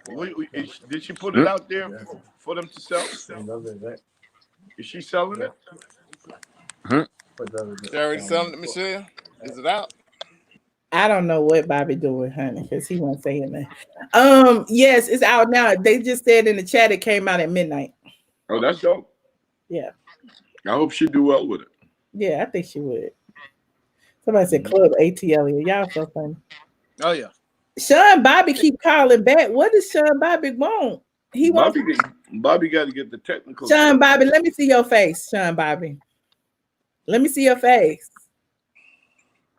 Let me see your face. Okay, hold on. Should be fucking. Yo, give me like 5 minutes. I fix my headphones. No, we can hear you. Yeah. Yeah, we can hear you. He hung up. I didn't hang up. He's a troll. He got to be a troll. Nah, he ain't no troll. He just can't get it together. Okay. Now you being nice to the people. Everybody, I'm what's nice, you tonight, I'm Peter? nice when I want to be. So, Peter, where are you? You in Miami? Yeah, I'm in Miami right now. I'm at home. Hold on. I just put the link in the chat. If y'all have a question for Peter, go ahead and ask. Because, once he starts getting that gray goose in his system, he might answer it. Yeah. Peter, would you ever think about coming back to the show? No, it doesn't make any sense. Okay. So if Apollo came back, you wouldn't come back and do like a little appearance in there? If I come back, it would be to support Apollo. Okay. But outside of that, it makes no sense to me. And I'm not doing it because I want to be on TV. I'm doing it if it makes sense. Okay. You know what I'm saying? I don't think that I need to be in that frame. You know what I'm saying? I had my time. And it expired. I'm good. So what about doing a new spinoff or another? I'll do, yeah, because I mean that like being on television. I spoke to Tyler Perry once, and he said, "Yo, as long as you could stay on television, you should, because it will work for your brand, because your brand is dealing with people." Mm-hmm. And he's 1,000% right. Mm-hmm. But I don't want to do something that actually make there's a lot of people that watch the show that they just have some fucked up way of thinking. Mm-hmm. You know what I'm saying? And I don't want to deal with them. You know what I'm saying? Oh, he's back because he wants to be around Cynthia. Oh, he's back because he's trying to get her back. Who gives a crap what they say about why you're back? Just go back and get that paper. Let me tell you why I give a shit. Because you know what I'm saying? Outside of the business aspect of it, mm-hmm. It would hurt the person that I'm with. Okay. You know what I'm saying? My bad. And she means way too much for me to hurt her. That's right. Okay. Yeah. Okay. So I wouldn't do that. Mm-hmm. I appreciate that. I do, and I wasn't thinking that far. I'm sorry. Go ahead, Carl. But moving forward, and this new Bar One situation is in Miami. Mm-hmm. I think that'll make for good television. Yeah, no, but the people that in charge of making those type of shows, they're idiots. They do dumb shows all the time because that circle up there is really small. You know what I'm saying? The people that they listen to people, and those people are not. They don't know the streets like we know the streets. Gotcha. You know what I'm saying? What's good, what's bad. You know what I'm saying? So they'll go out and make some dumbass show, and their expiration on their job is usually 3 to 4 years anyway. Because if they don't get a hit, they're getting fired. Mm-hmm. You know what I'm saying? But they don't know no real people, so they usually do dumb shit. Gotcha. So even though if I do something down here in Miami, it would be fire. I promise you that. Mm-hmm. But they can't figure that shit out, and it's not worth it too much for me to be knocking on their door. I like people to come to me. I don't like to go to nobody. Yeah, Because when you gotta go to them, you gotta surrender to all the shit that comes along with it. Yeah. I thought it would have been a great idea for you to have a Bar One spinoff. Yeah, like an urban version of Van the Pump. Which was why I was surprised at the OLG spinoff, but I ain't trying to throw no shade. Yeah, well, I mean, Candy is all up in the mix. You know what I'm saying? Candy been. How many shows have Bravo given Candy in the last 10 years? Probably around 3, 4, right? Yeah. Okay, so Candy's a safe bet for them. Okay. Yeah. But they can't figure it out. Go to Candy. But is she a safe bet? Go to Candy. Is she a safe bet? Like they keep giving her the shows, but none of the shows last. I'm gonna tell you why she's a safe bet to those type of people. Okay. Because it's a numbers game. You know what I'm saying? It's a numbers game. And out of all them girls on the show, none of them have Candy resume. Let's be real now. Okay. You know what I'm saying? She just went out on tour, 2 years ago with her old group and sell out arenas everywhere. I saw her in Columbia, South Carolina. That shit had 12, 13,000 people. Yeah. You know what I'm saying? Everywhere she went, they did well. So Candy could bring that to the table. Candy turned, what's her name? Portia. She turned Portia and Phaedra little dungeon shit into a motherfucking tour. She could turn a shade tree into a money tree. She's a bad motherfucker. Okay. You know what I'm saying? We can't front on that. You know what I'm saying? We cannot front on that. Okay, Candy will make fucking lemonade out of lemons. Okay. Okay, her and her whole clan, and I appreciate that shit. I would never hate on that. You know what I'm saying? That's some dope shit. Yeah. Hold on, we got a question. Ooh. Hi, Peter. Hi, Michelle. Hello. Hi, everyone. Hi, Bridget. How you doing? Hi. I was calling, to find out, because I remember at one point you went off one time. You was like, give me a peach. I was an advocate for that. Why you don't think, here, let me get no video. Why you don't think that they never gave y'all own spinoff, The Real Housewives of Atlanta? Because in my opinion, you was the show, baby. Yeah, I appreciate you saying that, Kim, but Bridget. Bridget? Yeah. Bridget. Okay, my bad. Something else came across the screen just now. But I appreciate you saying that, but why the America don't like black men? They don't. They're very choosy with the black men that they deal with. I'm happy for Steve Harvey. White America don't like black men. I disagree. White America love y'all. No, they don't. You can't name with all the fucking network that there is out there. Okay, you can't name 10 black guys right now that's getting paid on TV. You can't. Try, Michelle. Well, Peter, let me tell you. They was trying to. I think it was during the reunion when they was trying to like Peter had to get his own peach. I mean, and you was like, "Give me my peach." I was like, "Yes." And he took a bite out of peach at a reunion. You remember that? Yeah, you know why they were making fun of me because like I wasn't a fly on the wall. I knew how the shit worked. So in order for me to keep my spouse getting that letter to come back, you know what I'm saying? I was part of the family plan. Right. So I kept on stepping up. I mean, eventually all type of people got mad at my ass.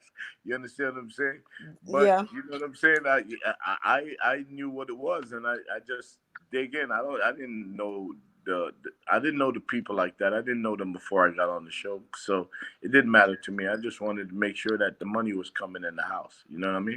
Well, the season that you were on, especially towards the end, well before the end, the season before your last season, you turned up. I mean, you was going. I was like, okay, Real Housewives of Atlanta, or the Real. I was thinking of anything. I was like, yes, he needs a peach.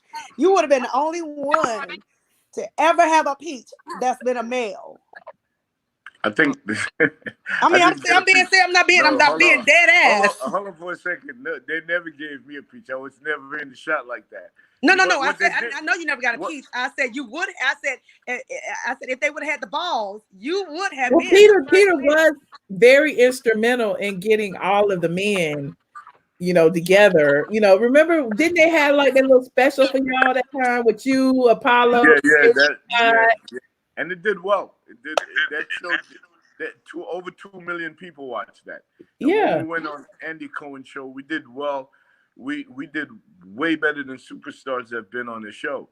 You know what I'm saying? But at the same time, that franchise wasn't built about any of the men. You know what I'm saying? No matter what city it took place in. And they just, like certain people at the top, they don't really need it, so they don't need to do it. So we were just a novelty for them. You know what I'm saying?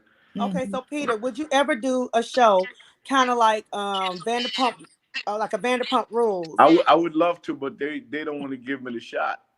You know what I'm saying? And I know that shit will be a smash. It would be.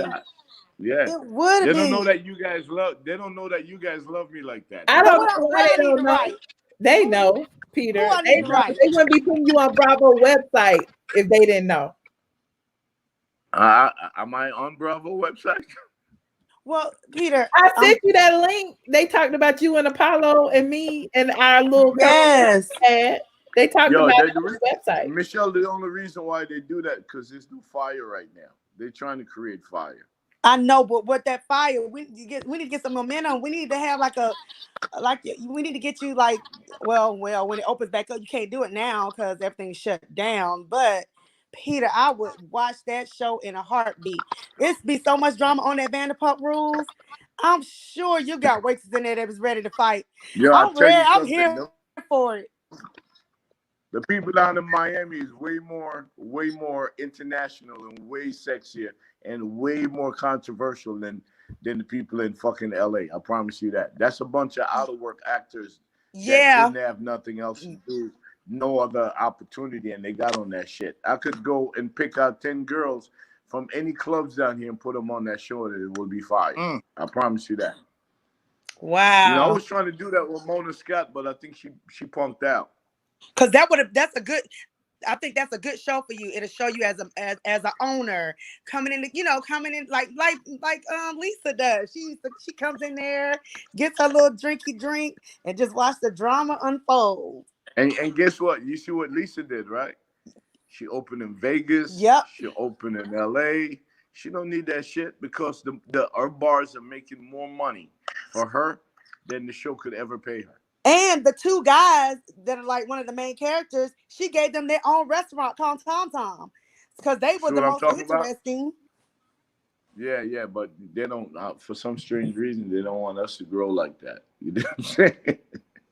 And then they control the distribution of shit, so we just can't. Even if we make our own content, we still got to go back to them for the distribution. Oh, okay. Peter, my thing is that if you were ever have the chance to do it, I don't want you to do it on no WeTV like Hustle and Flow. Have you seen Hustle and the one with the Chef LP? Yeah, you know what? You know LP, right? The chef. I met him. I actually went into his place. I think he lost his business. Yeah. But I met him and man, I said it to his face, so therefore I could say it to you guys. Okay. You know what I'm saying? I was disappointed when I walked into his business because he's a chef. Yep. So when I walked into his business, I needed to see a business. I didn't see a business when I walked into his business. And I was disappointed because he had an opportunity, especially on that network where a lot of us watch that network. He had an opportunity to really motivate a lot of young men to go into business for themselves. You understand what I'm saying? So when you get an opportunity like that and then you make it about bullshit, you ain't really saying shit to me. You know what I'm saying? The responsibility for our community is greater than you being on fucking TV. Okay? And as long as I've been on the Housewives of Atlanta, I've never did anything degraded for my community. Never. Yeah. You know what I'm saying? Right. I try to be a Well, voice at all times, a voice of reason. You know, if I turned up, you know what? There was a pivotal point when I was doing the show and we was in a Y. All mm, right, and mm, when Nene called me a bitch, right? yes, I remember that. Could you imagine if I said, "Who the fuck you talking to, bitch"? Could you imagine if I came back at her like that? Oh my God, I'll be persecuted. They would have hung my ass. Yep. Bravo would say, yes, that's the nigga he is. You understand what I'm saying? Okay, and I had to think real quick in that moment when she called me a bitch. You know what I'm saying? Me being a fucking strong fucking king. You know what I'm saying? I'm like, oh shit. She just called me a bitch. Mm-hmm. Okay, all right. Peter Thomas, think before you open your fucking mouth and say the next word. You understand what I'm saying? I'm like, wow. That's all. Yeah, I had to like, really. I'm like, wow. You just trying to fucking clip my dick on national TV? That was some fucked up shit. You know what I'm saying? But I had to be mature about how I came out of it. You know Yeah, what I'm saying?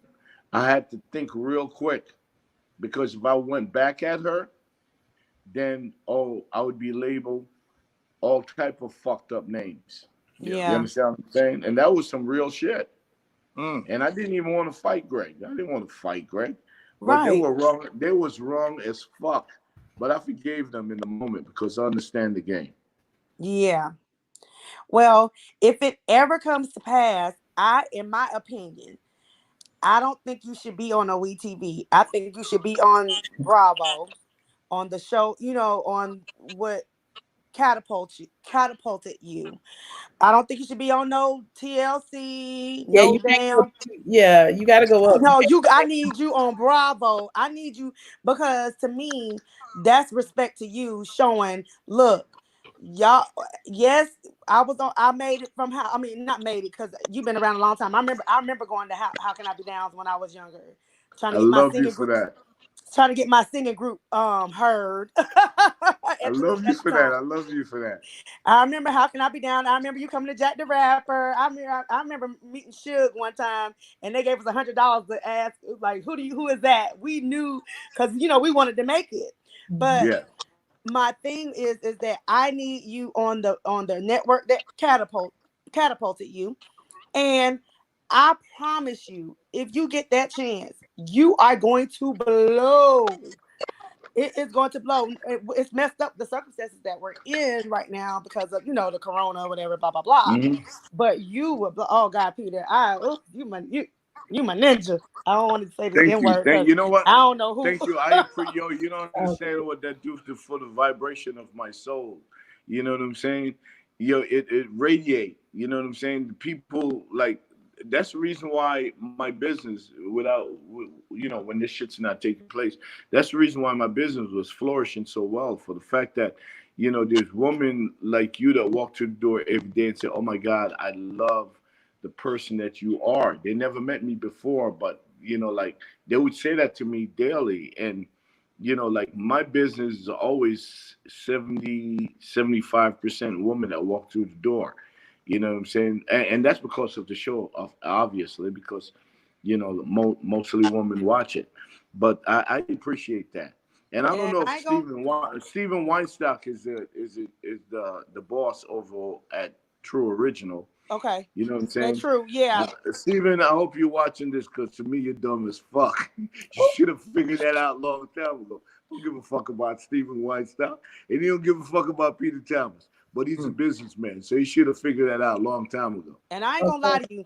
Me and my friends used to come to Bar One when you first opened Bar One. I mean, the drinks was high, the food was high. But I remember a couple of times we came there, we got our oxtails to go, and I know that for a fact. We used to come there, and I used to get all our stuff to go. Them oxtails, I'm sorry, honey. Them things. I don't know who your chef was, but player. Some It's still the same. oxtails, It's my recipe, so it's still the same. That's my mama recipe. boy. So Them no things matter was who the good. chef is, the oxtail is gonna still be the same. Ooh, them things was good. I remember the first night you had your opening night in Atlanta. We came there that one night. I remember one day I was like, I'm going to Bar One. They was like, for what? I was like, to get the Oscar. I'm calling to see if they'll let me call it in. When this is expensive. all over, come and see me in Miami. I'm gonna look out for you. Okay. I'm coming. You heard that, Michelle? I hear. You heard them. I hear. I Well, got thank you. I you got for you. thank you Michelle for know taking my my word is call. bond. Thanks for taking my call, Peter. I appreciate you so Thank much. you. I appreciate I you. love you in the Black community. You shit. I'm gonna say you my nigga shit. I'm tired of being politically correct. I love you. You everything to me. You so real. I remember you from back in the day. I was like 20, 19, trying to get my music business out, started. But you've been around a long time, and people just don't even realize it. I appreciate you, baby. All right, I'll talk to you. Thank you so much. Thank you, Bridget. Right. Thank Thank you. you, baby. Night. Oops, I'm sorry, Bridget. Thank you, Bridget. Look, I want to thank Ranu, Tina, Takesha, Drea for sending me. Look, they've been super chatting and stuff. I appreciate y'all for supporting my channel. That is great.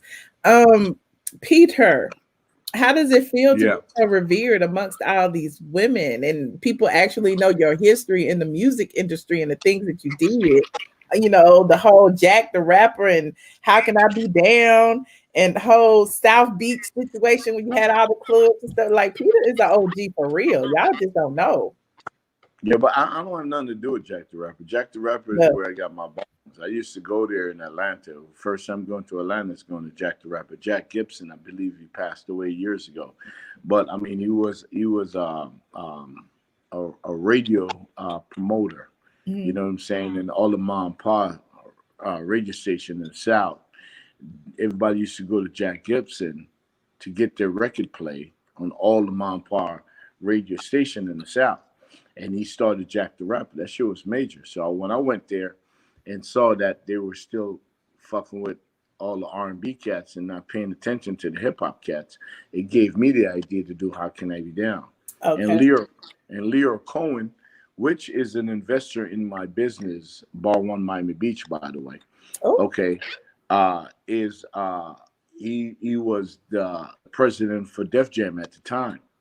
Okay, and he saw something in me, and he's like, I tell him what I wanted to do when they opened their office at 160 Varick Street, and he said they'll give me office space and I could use the staff to build my convention. He never asked me for anything. Okay. You know what I'm saying? He just gave me full access, and I did my thing, and we've been friends ever since. And then now he's the chairman for YouTube Worldwide. Yes, I interviewed him for the YouTube I can't even think of the event now. I'm so Yo, that's my guy. They did in Atlanta. Our birthday's 3 days apart. That's him, myself, and Russell. It's 3 days apart. Yeah. You know, I think they're older than me though. Okay. Someone in the chat, I think it was Glock Topics, and I'm sorry, Glock Topics, I missed your question when you asked it, but someone asked, did you feel like Bravo played a role in trying to emasculate? Is that a word? Men. Bravo. Do you feel like they played a role in trying to diminish the masculinization of the black men on the show? Well, I mean, I'm gonna answer that as honest as possible, right? I think the model is set up that way. The model is set up where we're gonna find 5 or 6 women. We're gonna find them to have strong personalities. We're gonna they gotta be they have to be the boss, the breadwinner. You're the breadwinner, okay? And we're gonna put them in their room, and because they have alpha personality, they're gonna clash, right? They never factor the guys because the show is never about the guys, okay? So when you see a husband or a boyfriend or whatever it is on the show, we just the sub characters. You know what I'm saying? It's just that when I got on it, and by all means, Cynthia Bailey was Cynthia Bailey 20 years before I met her. You understand what I'm saying? I didn't make her. She made her own bones. She was Cynthia Bailey. You know, so when we got together and we decided to do this, I just didn't want I started looking at all the old footage of the people before me, and I didn't want to be the guy that was not relevant in a show where housewife, the word wife, is in the title. You understand what I'm saying? So I wanted to change that narrative. You understand what I'm saying? I wanted to say, damn, if I'm gonna do this, they're gonna remember who the fuck Peter Thomas is. You understand what I'm saying? Okay. And I didn't want to do it to be disrespectful as a woman, but like it eventually became that way because any strong character on the show, that's where the cameras is gonna flow to. So if you have 5 women and they're sharing camera time, and then you have a man or another man that's taking away the camera time from the woman, it's gonna be beef. You know how many times Nini told me on the show to stay in my place? Okay, this is woman business. How many times have she said that? I promise you could count how many times she said that. Well, they're doing it this season too, and I ain't gonna. Yeah, and the reason why is because they don't want the guys to have no camera time. It's about them. You know what I'm saying? They didn't understand that. They don't understand. I don't believe for a long time, and I would say it, and I don't care who get mad at me. I would always say it. They don't believe that this is not about individuality. When you're on television and millions of people are watching, and you represent your race and your culture, it's bigger than you. You understand what I'm saying? So you have to be somewhat responsible. Okay, how you portray yourself. Right. And a lot of them don't get it. You understand what I'm saying? And that's the reason why the shit's still Atlanta, even with fucked up rating, is still #1 for the fact that we're gonna tune in more than others religiously to watch the shit. Right. You understand what I'm saying? Okay, and they keep on giving this shit, so they're #1. Okay. Somebody asked me, and now I can't find the question. It was a whole bunch of questions in here. They was going too fast. If I would do a show, no. I've said no, and I've said no. I like writing about shows. I don't want to be on the show because I know. Here it is. I want to know if you got offered a network show, would you do it? Why and why not? The answer would be no, and the why would be I prefer to be on the outside looking in. I prefer to talk about it instead of. That's way safer than being in. I promise you that. Yeah, because I know the scrutiny is involved in hell. I get that scrutiny being a blogger. Like they still be trying to dig into my personal business. And Michelle, I'm just a blogger. Michelle. Yes. You got you know what? These people watch this thing, right? Like they watch this thing and I don't know if they know how real this shit is, but like I remember the guy in Beverly Hills hung himself. Wow. Yep. Remember that? Yes, I do. Okay. The guy in New Jersey got deported after jail time. Can't come back to America. Unless Trump pardon him and accept him back. Wow. Okay. All right. I watched Apollo went to jail for 5 years, 5.5 years. That's some real shit. If y'all don't think this motherfucking shit is real, it's real as fuck. Right. Okay. I've watched so many things happen on these shows where I'm looking back, like if I'm on the outside of the box looking back in and said, fuck. I remember when Portia and Cordell was getting divorced and he was being emasculated like a motherfucker. And I met him and I'm like, damn, I like this guy. He's not what all the, first of all, I wasn't in their house. I wasn't a part of their household. But from what I knew and from what I saw, I'm like, dude, you got to say something. Because he's a Libra though. You know what I'm saying? So I'm saying, I know you're strong, King. You know what I'm saying? But if you don't say something, the impressions that you get in there is not on your side.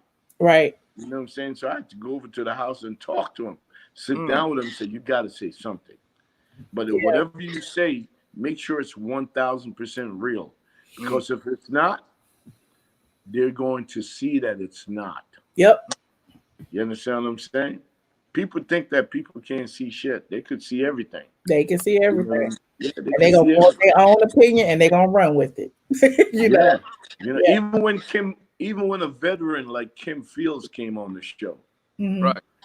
as soon as they squeezed that button that she was uncomfortable with, she fell apart. Yep. And that's why she didn't come back. It's not that she wasn't out. Exactly. She was one and done. Yeah. Yep. If you have any fucking skeleton in your closet, bones hide away in your closet, the camera is going to find it. It's going to expose you and it's going to fuck you up. Right. Okay? I remember begging Wendy Williams' husband, begging him, okay, when I was going through my divorce. I call up Kevin and I say, yo, Kevin, I'm not looking good, yo. Okay? All right, I need to talk to black people. And I know every black motherfucker watch Wendy Williams in the daytime. So I said, Kevin, give me a slot. And Kevin said, yo, Peter, we only got one show left. And she already got a guest book for it. And I said, yo, Kev, I met you in Charlotte. I met you once. You're cool as fuck. But I'm telling you, if I don't get to speak to people, because Bravo is not giving me that window. If I don't get to speak to people, Kev, my business is done. And he said, I'll call you back in an hour. And Kevin called me back in an hour and said, yo, we'll bump the guest. Okay, Wendy is cool with it. But you got to fly yourself to New York. I flew up there to do that shit. And I promise you, when I sat down beside her, I'm like, I don't know what this crazy motherfucker is going to bring to me, but I got to be ready for it. You understand what I'm saying? Okay. You know, Wendy's reckless. You know what I'm saying? Wendy used to go to How Can I Be Down? And she fuck up How Can I Be Down by calling How Can I Duck Down? You know what I'm saying? Like, because we had one shooting with 100,000 people on the beach. She said, how can I be ducked down when she got back to New York on Hot 97? And that was kind of fucked up because it kind of hurt me. You know what I'm saying? Because she didn't talk about all the positive that came out of it. You know what I'm saying? Oh, you know, our mindset changed at How Can I Be Down? We start thinking ownership and not just, you know, signing a deal for 2 or 3 points. Right. You know, Russell Simmons had Fat Farm, one store in Soho. And after we did an 8-month campaign in Vibe Magazine and Source Magazine, he got a distribution deal for Fat Farm nationwide. I'm not saying it's because of me. I said I was a contributor towards that shit. You understand what I'm saying? So when Kevin called me back and said, yo, Wendy said, yeah, if you fly, they're not going to fly you up here. You got to fly yourself, the whole 9 yards of money. I'm there. Okay. And that little 3-minute segment or 2-minute segment that she gave me on her show, that last show, saved my fucking life. Because people was looking at me like, oh, he's a gold digger. You know, the narrative on the show for 4 years, I took the L. Yeah. I took the L when everybody was saying, oh, they don't know nothing about my past. They didn't know I had all the restaurants and nightclubs on South Beach. They just saw me on the show, and as far as they're concerned, I was broke, Cynthia was rich, and I was feeding off of her, which was not correct. You understand what I'm saying? And that's how they see me. That's why I say sometimes perception, even though it's not reality, could be fucked up. Right. You understand? And you have to live with that. Yeah. Yeah, you got to live with it. Every time somebody go out, could you imagine when Phaedra and Portia was saying that I'm sleeping with my staff? Could you imagine every time Cynthia would leave the house to go out to the supermarket or to wherever she's going in Atlanta, half the women be looking at her, she's dumb as fuck, her man is fucking all his staff. And it wasn't real. But half of them was looking at her like that. She couldn't, that shit is hard. Yeah. You know what I'm saying? Every time people, you know, say and look at you a certain way, they give you a fucked up look. Man, nobody, she didn't even want to leave the house when they were talking like that. You know what I'm saying? So for them, for all that they were saying about me, I needed to set the record straight. And I know if I set it straight on Wendy Williams' show, then I'm going to be good. But and that's how we knew that you were an important part of the story, though, that they gave you, you know, even if Bravo didn't say they got you. Remember, because you had like confessionals. You had a few confessionals on Bravo. Because I changed that shit. And yeah, that's my point. allowed me to change it. But you They had allowed me to confessionals. You had you was on Wendy. I don't recall any other husbands doing that. No, I was the only one. I was the only husband that they gave a trip to also. When I took them to Jamaica. Mm-hmm. That was my trip. Yeah. And I love that because they showed my auntie on it, and she died 2 years later as a celebrity in Jamaica. That was dope. Oh, You wow. know what I'm saying? You know what I'm saying? So I'm glad I did what I did on it, and that was a moment in time, and it's past, and I'm good with it. You know what I'm saying? I don't think about Housewife. I don't even watch the fucking show. You know what I'm saying? But I hope they put a follow on it. I know. I hope they put a policy. You want to take another question, Peter? Yeah, I will. I'm up. I can't sleep. We got a troublemaker on the line. Kip, can we hear you? Yeah, can y'all hear me? Hey, Kip. Hey, Michelle, what's going on? Brother. Hey, don't pull out no sex toys, Kip. Cut it out, man. We got men on this live today. I'm just saying, there's a woman on here too. I mean, It's yeah, crazy, you definitely, you all woman now for sure. I am. Peter, what's going on? Peter, ATL, what's going on? I'm all right, my brother. I'm good. Listen, man, I just want to tell you that that your personality for the Bravo Housewives franchise, and it's not really because you're a black man, even though that might have played a background role of it. It was just too much for, I guess you could say, the producers at Bravo. They wasn't ready for someone like yourself, as well as Apollo.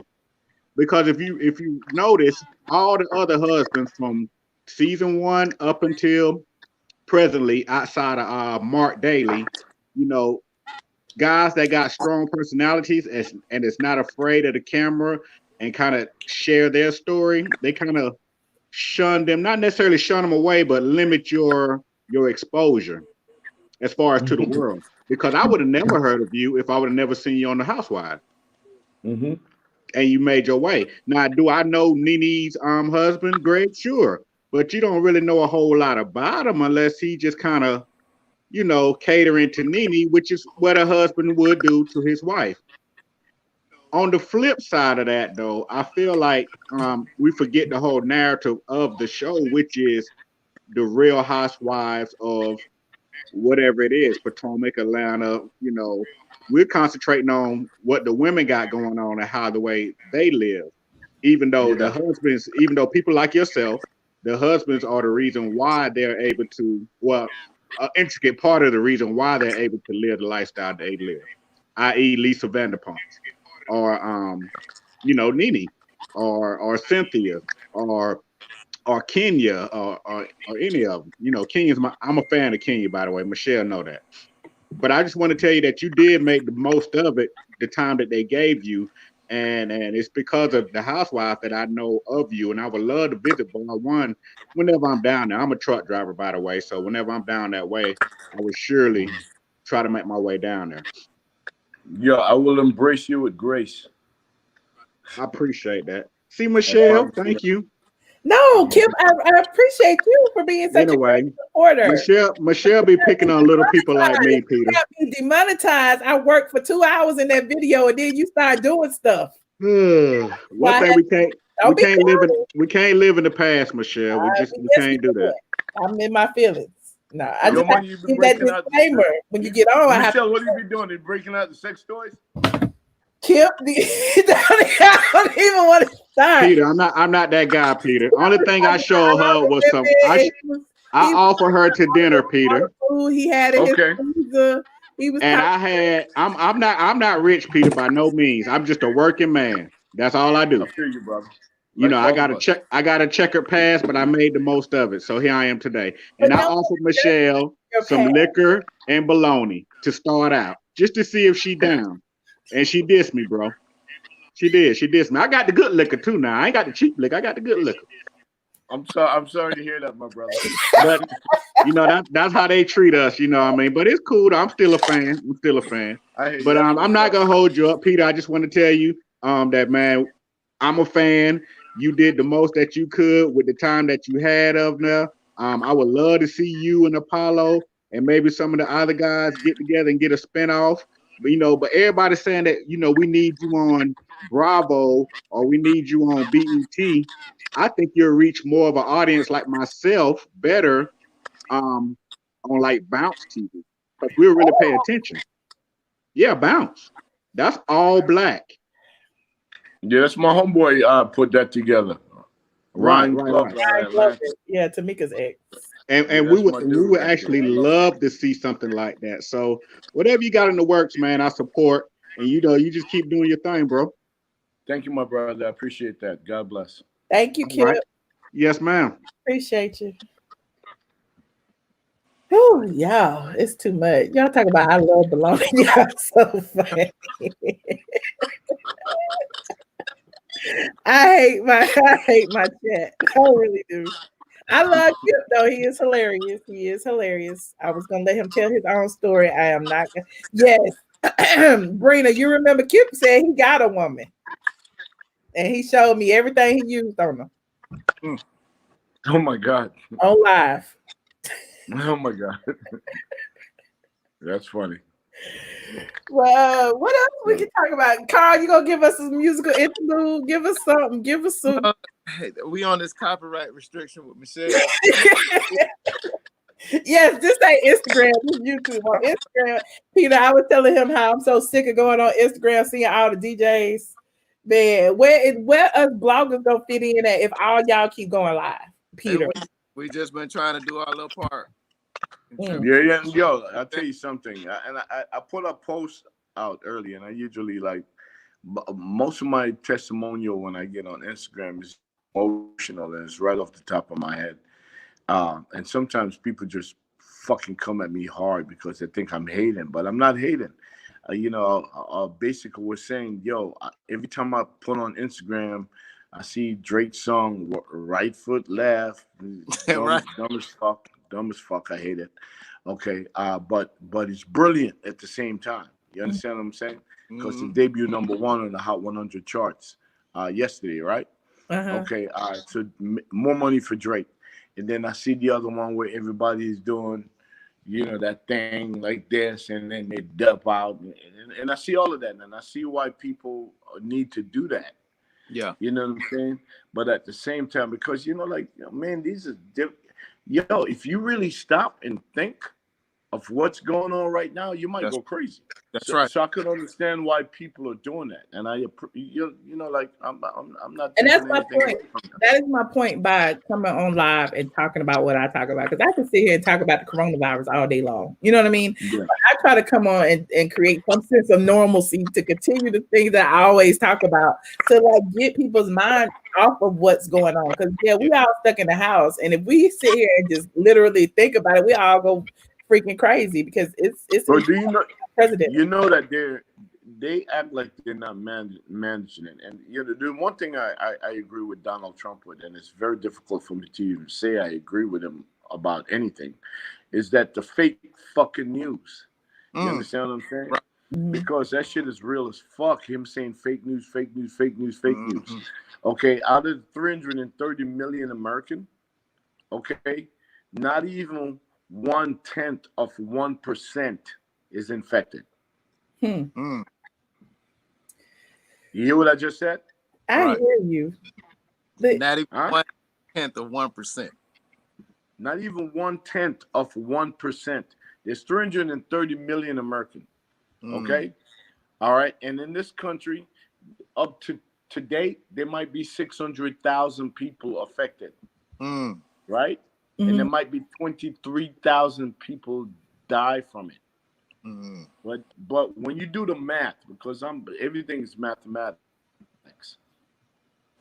Okay, when you do the math, I'm not telling people to go out and celebrate, because there's nothing to celebrate when one person dies, one too many.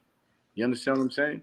But the reality is, okay, if it was 1% of 330 million people, that would be 3.3 million people that's affected. Right. But not even 600,000 is affected. So it's not even 1%. It's not even 1/10 of 1%. And then when they say who died from it, 23,000 people.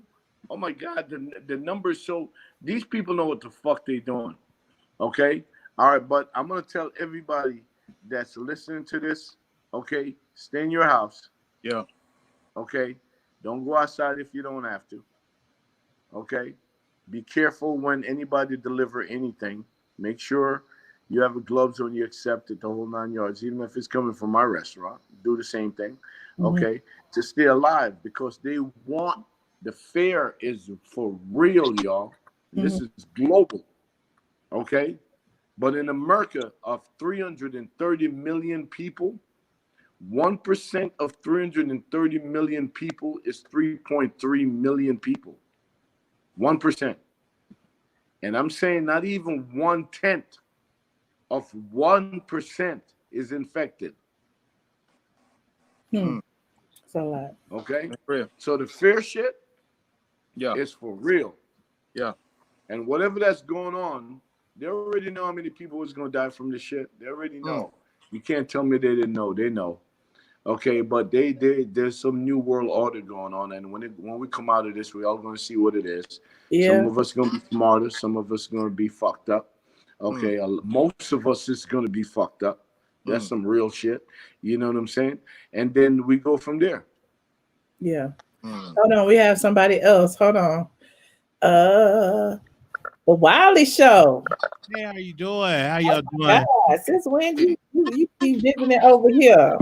I saw that you were live, and I want to speak because I work in healthcare, and I know this is very, very serious that a lot of people is yet getting this. And I think that the media are not really reporting the real numbers. You know what I'm saying? A lot of numbers they're not really reporting. And some of the people, they just can't keep up with it, because if they really report the same numbers, it will add more fear to a lot of folks, obviously. But I will also say this: the president knew about this months ago, and he did nothing about it. If I was the president, I would have shut all international travel down beginning in January. No travel from China, no travel from Italy. I would have shut down the cruise lines, and then now we could just reopen the economy.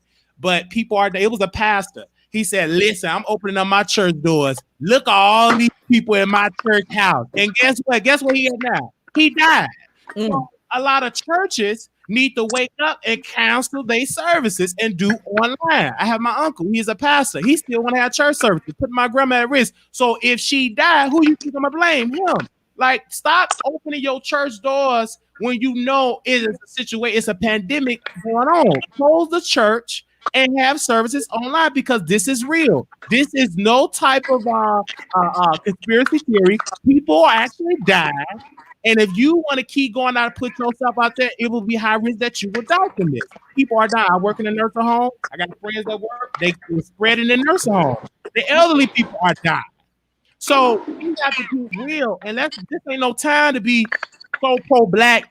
Oh, it don't affect us because I'm black and I'm pro. Well, take your black behind out there and you going to drop.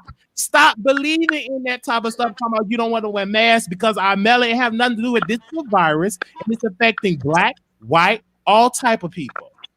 Okay. What you think, Peter? I was about but I could say this, that is okay.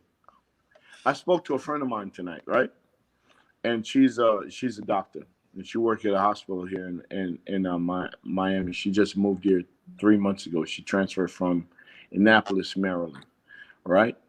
And we had a conversation tonight, and she said she just ordered. She went online to shop for gowns because they're running out of gowns, right? All right, and she found gowns for $20 a gown. You know those gowns that they wear, and she bought like around 20 or 30 of them. And I said, "Why? Who's paying for that?" She said, "I am." I said, "Why is the hospital not paying for that?" She said, "Because they don't have it in their budget. We have to buy the gowns, okay, and the mask, the high night, what is it, something 95." She said, "Because we need to work. So we have to provide for ourselves now to keep on working. Because if we don't work, we don't get paid." And I'm like, that's fucked up. Because y'all on the front line. Why y'all not giving that? And when she said that to me, it resonated so much shit to me. How fucked up this thing is, and how high up, how beyond us that this shit is. You understand what I'm saying? Because these people knew, like this president be saying that. I'm no fan of his. I'm from Brooklyn, New York. No fan of the Trump family. Okay, because I've been hearing their name all my life. And I keep on saying I never heard them put their name. I never seen them put their name on a daycare or a youth program ever in life. Everything got gold on it. You understand what I'm saying? So with that being said, okay, I am thinking that, oh my God, I just read something tonight where they said the Treasury Department and the IRS is putting his name on the stimulus money that they're sending out. $70 million. And I'm thinking, what is this really about? Because they already know how many people was going to die from this shit. Okay, but this is the same guy who's been trying to build a wall that hasn't been built yet. His whole campaign was about the wall. Okay, all right, but when it's time to shut the country down last November for people that's coming in with this disease, he didn't listen to nobody. You understand what I'm saying? So to me, I'm not one of them conspiracy theory type of person, but you know, when I wake up in the morning and I see the fucking, I'm in Miami, right? So I see the palm trees and I see the beautiful blue sky and the white clouds, and the water is still beautiful, and it looked like life is just like it was yesterday. It's just that nobody's on the street. I'm like, it don't have nothing to do with God. Right. It has everything to do with man. Yeah. You And I know said what I'm the same saying? thing. Yeah, and because we are powerless. My brother, I hear you when you say you don't want your mom or your grandma to catch nothing, and the pastor should fucking listen. A lot of them are ignorant. I don't know why we listen to them. A lot of them are ignorant as fuck. Okay, but we are so far down on the food chain that we don't have that kind of power. You understand what I'm saying? They already know what's going to happen. That's why I just gave Michelle the numbers. The number is that not even 1/10 of Americans, 1/10 of 1% is infected. But they already know that number, and they already know that how they was going to control that number by CNN, by Fox News, beating in our head, telling us, you know, like, oh, this celebrity have it, that celebrity have it. Okay, that means they're telling, when they put the celebrity on Front Street, they're basically saying, hey, you too could have it. You understand what I'm saying? Okay, all right, these many people are dying. They even went as far as showing refrigerated trucks in Brookdale Hospital in Brooklyn, New York, my neighborhood, okay, with dead bodies on the fucking street. You understand what I'm saying? You know how vicious that is? That right there gets into your mind. If you weren't paying attention, now you are. Okay? And you're right. They don't want to kill 100,000 people or 1 million people in America. They don't. You understand what I'm saying? But in order for them to accomplish what the fuck they're doing, some people got to die. And it's affecting our neighborhood more than any other neighborhood for the fact that because of those predisposed shit that we had, like asthma, like diabetic, like high blood pressure. Once that coronavirus got into your ass and you got one of those things, you're fucked. You understand what I'm saying? And I talked to another friend who worked in the inner city here. Okay, we're in a black neighborhood where there's an hospital. Okay, and they don't have respirators like that. They don't have like 100 respirators. So if 100 people walk through the door, they could save their life. They probably have 10. So if 100 people walk through the door, motherfucking 90 of them are dying. You understand what I'm saying? And that's the real shit. And that's the shit that we need to pay attention to. When you watch the news, and most of it is fake fucking news, watch the news, please understand. Please educate yourself and get the narrative that you should get out of it.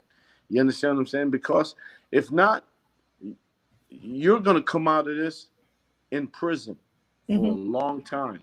And that's what I tell people too. Like at the end of the day, like you can't believe everything you read because the media has its own agenda. A and B, you got to have faith over fear because it's like a whole culture of fear right now. Everybody's just afraid because they don't know what's going to happen. We never knew what was going to happen. We didn't know what was going to happen in any epidemic. So at the end of the day, the only thing we can do is live and continue to live because you know one thing that is promised that we all don't have forever to be on this earth. So can I say something to you, Michelle? Yes. When we saw when black people were saying, right? Oh, black people ain't getting it. It's not a black thing. When black people ain't getting it, right? Okay, somebody was smart enough. One of the basketball player came out and said, "Oh yes, coronavirus." Basketball player, right? And then his teammate had coronavirus, right? Mm-hmm. Right? Mm-hmm. Okay, no sad stories. Okay, it didn't work. Then Idris Elba said he had coronavirus. Then all of a sudden, everybody like, "Oh shit, Idris got coronavirus? Oh shit!" You understand what I'm saying? And then Tony said Rita had coronavirus. Okay. Slim Thug had coronavirus. Andy Cohen None of had those people coronavirus. are gonna die from coronavirus. But Peter, let me tell you why. Because those people have the income and the resources to get the best of the best. Poor folks, I know why. don't have You're right. You know what I'm saying? You're right. So they have the day to get it and all that type of stuff. But let me tell you something. I work in a nursing home. They give us this mask. We got to sign it out, and I had it for a while. So this is the mask that you use, and they don't have enough, and we got to use the same gowns or whatever. And it's not, and I can't speak the ill will of the place I work with. Is this? They ban up all the stuff. They don't, you know what I'm saying? So they out of stock. So we are suffering. So if we were to get an outbreak, I got the same mask and the same guy. It's a high risk. But all I do know is I have health care, but some people don't even have that. It's some hospitals that turn you away and they're going and they're dying. So this is I would say an indictment of our healthcare system. It's showing you how evil we are, how the government, how they treat American citizens when it comes to healthcare. I agree with Bernie Sanders that healthcare should be a right in this country.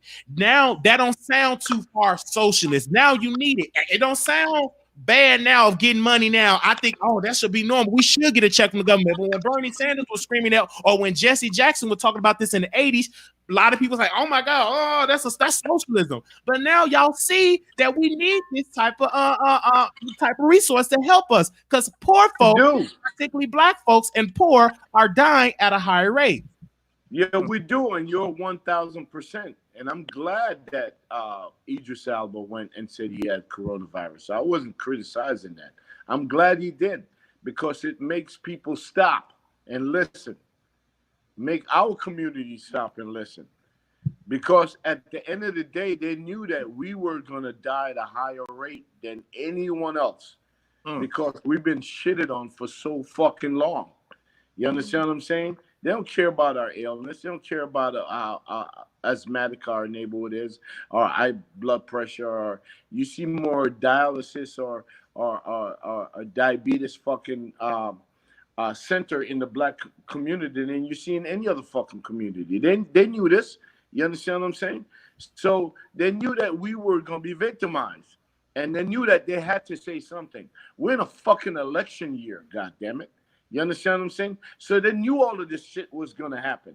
So somebody, when Fauci, Fauci, whatever you call himself, the doctor went out and said, hey, look, black people, you're going to suffer at a higher rate than anybody else. Okay? But this is the same guy that was talking about AIDS, and nobody even talking about that, how rampant AIDS is in our fucking neighborhoods. Yeah. There's no cure for that shit. There's no vaccine for that. Okay? We're infested like a motherfucker when it comes from that. You understand what I'm saying? So there's a bigger picture here. And I'm glad that we all staying home. Please stay home. And I'm begging my people to stay home. I'm in the essential business. So in order for me to get that PPP check, my shit got to stay open in order for me to survive, to represent my community. Okay? I got to make sure my people are all masked up and gloves up, so when they hand all the shit over to the Uber driver or the fucking DoorDash driver, that they're not catching anything. You understand what I'm saying? Okay, but it's a choice. I asked them, you want to do it? They said, yeah, we got to work. Okay, so then we're going to take all the precaution. But with saying all of that, my dude, you understand what I'm saying? They let it out the bag. We're getting fucked. You understand what I'm saying? Okay, so we got to be careful of how we go past. But please look and pay attention to the math. The thing is, when it comes to fear, when it comes to dying, everybody's infected Mm. across the board. Everybody is. You understand what I'm saying? So everybody's going to obey. All right? But we have never in our lifetime have seen the world shut down the way it has. Right. Okay? When the NBA, the baseball, the hockey, everybody that's saying, fuck it, we're not going to make no money. Okay? That means it went beyond, it went way beyond where it should.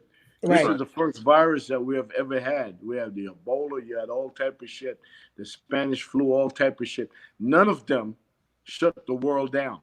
Yeah. This one got way out of the bag. Okay? And now they're trying to control it. But how the fuck how you gonna curb it? How you gonna curb it? By everybody staying home for the next 6, 7, 8 months? Mhm. Right. Okay? Oh, it's vaccination. Here come the conspiracy theory. Vaccination. Okay, we're gonna develop a vaccine. Everybody's gonna have to get shot. Okay, all right, and then we could go back to being normal. Get the fuck out of here. When is that gonna happen? 6 weeks from now? All of a sudden they're gonna come up with some shit? 8 weeks from now? They said by the end of the summer. That would cripple this fucking country. Because 90% of the workforce, okay, small business. And I agree, like somebody put in the chat, extremely poor leadership helped it spread. And I agree with it. It starts with the top. The leadership did not take this serious, and that's what happened. And unfortunately, now you have this problem. It's just getting so bad that now they don't know what to do. You know what I'm saying? President Trump know that he have to open the economy back up because people he would lose the White House if he don't open it up. But if he but on the other end, if he opened it up, the experts say it will spread upon it. So it's a challenging situation. I've never experienced this in my lifetime. The only thing I can say is the government can do a better job by giving people health care so they can go to the hospital and get some type of treatment, so they can get on the ventilator, so they can get some type of medicine, whatever it takes for you to fight it, so you don't have to worry about how to pay for it. And also make more gowns. We live in America. Why can't we have ventilators on top of ventilators, gowns on top of gowns, when we can go to different countries, invade different countries on top of the hat? And you mean to tell me we are debating on how we're going to get more gloves and how we're going to get more ventilators? We are the richest country. Well, we say we are the richest country in the entire world. We have one of the top economies in the entire world, and hospitals are still struggling about gowns and masks, something so simple. Like, I don't understand that. But Wiley, like the doctor told me earlier, and I promise you on everything. When I had a conversation with her earlier, I was shocked because she told me she had to buy her own mask, and she told me she had to buy her own gowns. All right, and she said, "Do you need some that 95 mask for your employees? Because I ordered some more and I'm getting them in." I'm like, "Oh shit!" Because she told me in January. I thought she was bugging. In January, she was buying all these gloves and these masks. Right. And I'm saying, "What the fuck are you doing?" Because she's real tight. We cool people. And she said, "Yo, this shit's gonna come. It's gonna fuck everything up. I want to stock up." And I'm looking at her like she's bugging. Right. Because I wasn't paying attention. You understand what I'm saying? She's bugging. And now I'm looking at her like, God damn, everything she said to me is the gospel right now. You understand what I'm saying? Because I thought she was crazy in January. Okay? Here, yeah, N95. Thank you, person.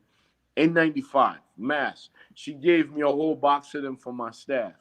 You know, when I was traveling to Charlotte last week, I wore that shit to say it's better than the regular mask that they have out. And I'm like, why is it better? And she was explaining to me the whole 9 yards. But she's paranoid. You understand what I'm saying? When a doctor is paranoid, what do you think that do to our fucking soul?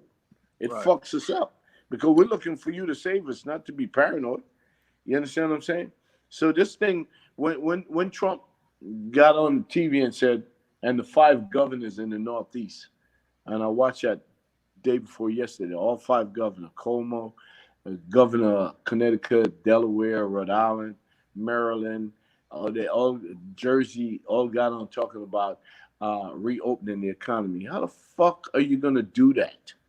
Yeah. Okay, when people are dying every day. I look at CNN, and I looked at it 2 days ago. It was 20,400 dead. Today there's 23,000. There's 1,000 people dying a day. How the fuck are you thinking about opening this government, like the president says, on May 1st? What the fuck? If that happened, then you know these motherfuckers are fucked up. Okay. Because it can't happen. Not from what we're seeing. And the reason why I say that, because they keep saying open the economy. I'm like, if you don't have no vaccine or no cure, open it up for what? Open it up for people can die? Because in order for to say open it up, okay, we got a vaccine. Okay, we're gonna give all this state the vaccine. Okay, make sure I get vaccinated. Okay, but if you're not having a vaccine yet, in order you can't open it up. A lot of people gonna die. Like, and if you open it up, it's gonna increase. It's gonna grow. It's gonna spread. It's gonna spread. It's gonna spread. Like, you have to get some type of vaccine or something, medicine to help with that problem in order to open it back up, or even to consider. Isn't that what the guy was saying? That the guy who was standing beside Trump all the time, Fucci, whatever his name is. Yeah, Isn't that what he was saying? He's saying, yo, we don't want to take the risk of doing that because then it will come back crazy in the fall, right? Absolutely. Yes, that would devastate the economy. This government have never asked for a stimulus plan of 2.2 trillion and then go back 3 weeks later trying to get 2.5 trillion. He's going to bankrupt the Treasury Department, which New World Order is in place. Yeah, that's that simple. Gonna happen. Okay, you bankrupt that fucking bank. It's that simple. New World Order is in place. Okay, now I'm reading something where they said he's putting his fucking face on the bill. I'm like, what the fuck? You understand what I'm saying? Is this serious? Am I reading some bogus shit? But no, that's a feed I get on my phone all the time. I'm like, this is not bogus. This is real. You understand what I'm saying? And with all of that being said, what are we doing? We are so, man, if nothing happened out of this, and I take my hat off to Puffy. I never liked him for a long time. Diddy, never liked him, because to me, never helped nobody. Okay, but the little thing that he did in his house day before yesterday, where everybody's dancing, he raised almost 4 million people for the frontline people. I applaud him for that, because I like to see people grow, and he seemed like he's growing in the right direction. You understand what I'm saying? So I love that. Okay, I'm still waiting to hear something from Jay, because I'm from the hip hop era. I'm waiting to hear. Revolt Town Hall, his Revolt Town Hall that he did. Diddy and Puff? Yeah, that shit was dope. Yeah, I think that shit was dope. I watched it. I stayed up to watch it because I wanted to know, and he really wanted to get to the grit. He keep on telling all the people that comes on there, yo, I really need you to talk to the hip hop community. They don't understand the language you're speaking right now. I need you to be raw as fuck. You understand what I'm saying? But none of them was raw as fuck. None of them was. You understand what I'm saying? So he was somewhat disappointed, and he raised 4 million for people. But with all of that being said, okay, I need to see, if nothing else, I need to see the 60 million black people in America start thinking and said, you know what? We need to get together as a community. And Puff is right when he say we need to get together as a community and start helping each other, because no one is going to help us. Nobody. Because they don't fucking see us. They would like to wipe us out. Nobody's going to help us. I need Barack to come out of wherever the fuck he is and speak to the people right now. Okay? Because that's who we listen to. Yeah. Okay? I haven't heard anything from Barack. I heard he endorsed his vice president, but if he didn't, that would be whack, because he was your vice president for 8 fucking years. You understand what I'm saying? So of course you had to endorse him. You didn't endorse him until fucking the other Jewish guy dropped out of the race and endorsed him. Okay? I pay attention to shit like that. Okay? But we need to hear from somebody that we call a fucking leader right now to say, hey, look, nobody's coming to rescue us. We're the fucking kid that nobody wanted. So we have to look out for ourselves. You're right. I think he do need President Obama and Michelle Obama need to do a press conference.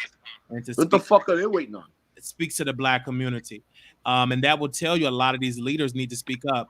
We see Oprah, but we need our leaders to do a press conference to let the Black people know. But this is the thing too. They need to speak to the Black church and tell the churches to comply with the orders, because the church is a big problem when they keep allowing these services to be open and these people going to church on Sunday and then going back in their community infecting people. Like, that have to stop. They need to just counsel all churches. And if you are essential business, then you need to pay taxes. If you tax exempt, then why you want to be essential business? If you that, then you should start paying taxes and contributing to the treasury. But if you're not going to comply with that, then they need to lock these pastors up, lock the door, put a National Guard in front of these churches, and stop people from congregating like that until we can put a handle on this problem. Yeah, I'm gonna say this to you, Wiley. We must be these motherfuckers must be the Pied Piper for these people to follow them to their death. You understand what I'm saying? Okay, because I don't give a fuck who you are. You're speaking for the Lord. If you're speaking for the Lord and people are dying and you can't reassure me that this shit's not gonna happen here, I'm not fucking going. I am not going. Yeah, I don't understand. You've been preaching to your motherfucking self, because I ain't going. Yeah. You understand what I'm saying? So for these people to be following these fucking pastors and saying, hey, look, the Lord is going to protect you. Man, get the fuck out of here, nigga. I'll talk to you later. You understand what I'm saying? Let's talk about the shit after the shit is over. Because you can't guarantee me nothing. Okay? Those are real talk.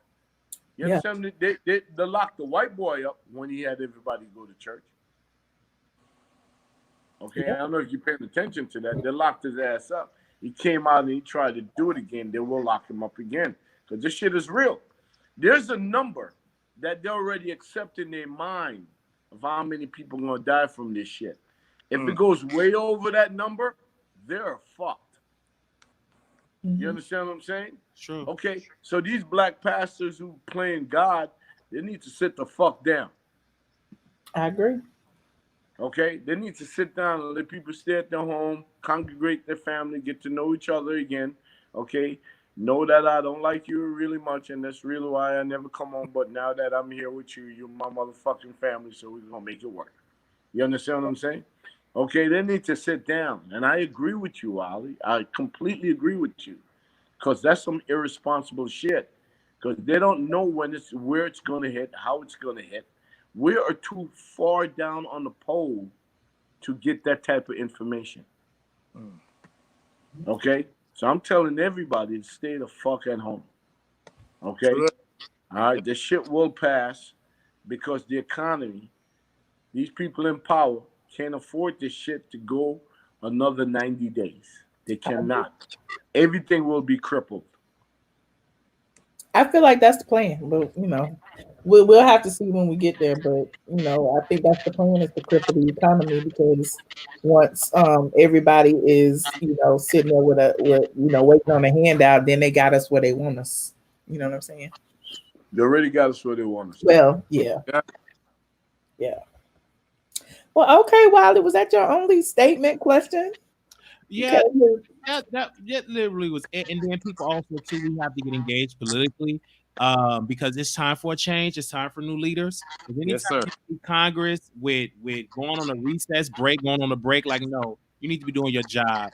And if they're not willing to give us free healthcare, a lot of these people need to get out of office. Joe Biden, you supposed to be the nominee. You need to be doing press conference, having a mask, showing up for, doing some type of press conference, speaking up. It's like you're not doing enough, in my humble opinion. The NAACP, y'all supposed to be the NAACP. Y'all should be doing a press conference. Like, speak up, and you can serve the Lord at home. I preach, and you can give me your money, and I preach to you at home where you would be safe, instead of you putting yourself at risk. Amen. So that's all I have to say about that. Thank you, Michelle, for this. Thank you, Wiley, for joining me. I appreciate you. Thank you. That's what's up. Thank you. Nice talking to you, my brother. All right. Wiley. Bye-bye. We just got all serious. Michelle, you didn't see this shit coming. Huh? I didn't. I be trying to keep it light. I mean, I just want to have fun and twirl around in my chair. Fuck keeping it light. Let's keep it real, man. You understand what I'm saying? This is why you got this platform. God gave you this platform. You understand what I'm saying? Let's keep it real. This shit is fucked up across the board. As a community, 60 million black people in America, we need to figure this shit out. Everybody that's not speaking up, okay, all right, I'm going to call out. I don't give a fuck who they are. You understand what I'm saying? As a community, we need all our leaders to assemble, get together, and say some shit. I don't want to buy your fucking music right now. I don't want to see you dancing on motherfucking social media right now. I need you to be preaching some real shit. If you're not doing that, you're a sucker. You're a straight motherfucking sucker. You're part of the fucking plan of camouflaging this whole shit and make us not thinking about really what's going on. I don't want to fucking dance. It's not a jig. You know, so what? Okay, all right. The black entertainment, okay, is the black people oil. Okay, so every time something is fucked up, you're gonna want me to dance and sing? Get the fuck out of here. Tell me what it really is. Okay? I don't want to watch you dance. I don't want to watch you sing. I don't want to see you on TikTok switching fucking parts. I don't want to see none of all that fucking shit. I don't want to see none of that. That's how I was the first 2 weeks. That's how I was the first 2 weeks. After that, it's like I had come to the realization that it's fucked up. Everything's fucked up, and it's really not much we can do about it right this second. And so that's what I was like, okay, well, let me just continue to talk about what I'm talking about. Because the first 2 weeks, when I tell you, I was watching every press conference, I was reading every article, I was, you know, it just got to the point where it's like, dang, this is serious. They really not letting us come outside. You know what I'm saying? And then after the second week, it's like, I just got into a point in my head that is like, now we just gotta, like, this is the new normal. And it ain't a new normal. It's the new fucked up. Ain't nothing normal about this shit. Okay, it's the new fucked up, but we gotta deal with it. We gotta deal with it because we're bottom feeders. They don't see us. You understand what I'm saying? That's why we gotta But everybody is dealing with the same thing, don't you think? Or am I not fuck right? that. Okay. All right. You keep on thinking like that, Michelle, and you be one of the first one to check out. And I don't want you to check that because I love you. Okay. You can't even preach that shit. Okay. You gotta tell these niggas to wake the fuck up. Okay, don't go along with the song and dance. Fuck the song and dance. No, I didn't say Tell the song and dance. We gotta be realist. We gotta be realist and know and that. What is realist? What is realist? By going along with whatever they call the new norm? It's not the new norm, Michelle. This shit is fucked up. In our life, but should we not govern ourselves by what they say, like to stay indoors and of to course, slow because the spread? the word pandemic means we lost control of this shit. Okay, that's what the word pandemic means. But that's the point I'm making. Okay, like, so then everybody you should tell. I'm glad you're here because you should tell everybody stay the fuck inside if you want to survive this shit. You understand what I'm saying? I don't see you up here doing a left foot out, left foot in. Fuck all of that. You understand what I'm saying? You need to be real about it. Tell everybody to stay inside if they want to survive this shit. Because they lost control of it. That's why it's called a pandemic. Okay? You're right. That means it could affect them motherfuckers too. Yeah. And anything that could affect them, they're going to make sure that fucking National Guard is on the street to keep your ass off the street. You understand what I'm saying? If it was affecting us, they wouldn't give a fuck. Right. They'll tell us to go party. I'm being, my business that I do for a business is being affected the most. I make my money by fucking social gathering. Yes, me too. You understand what I'm saying? Yep. There's no restaurant. And I do to some extent. You know what I'm saying? Like, as far Michelle as is different. Michelle is different for you. You're in the studio. Okay?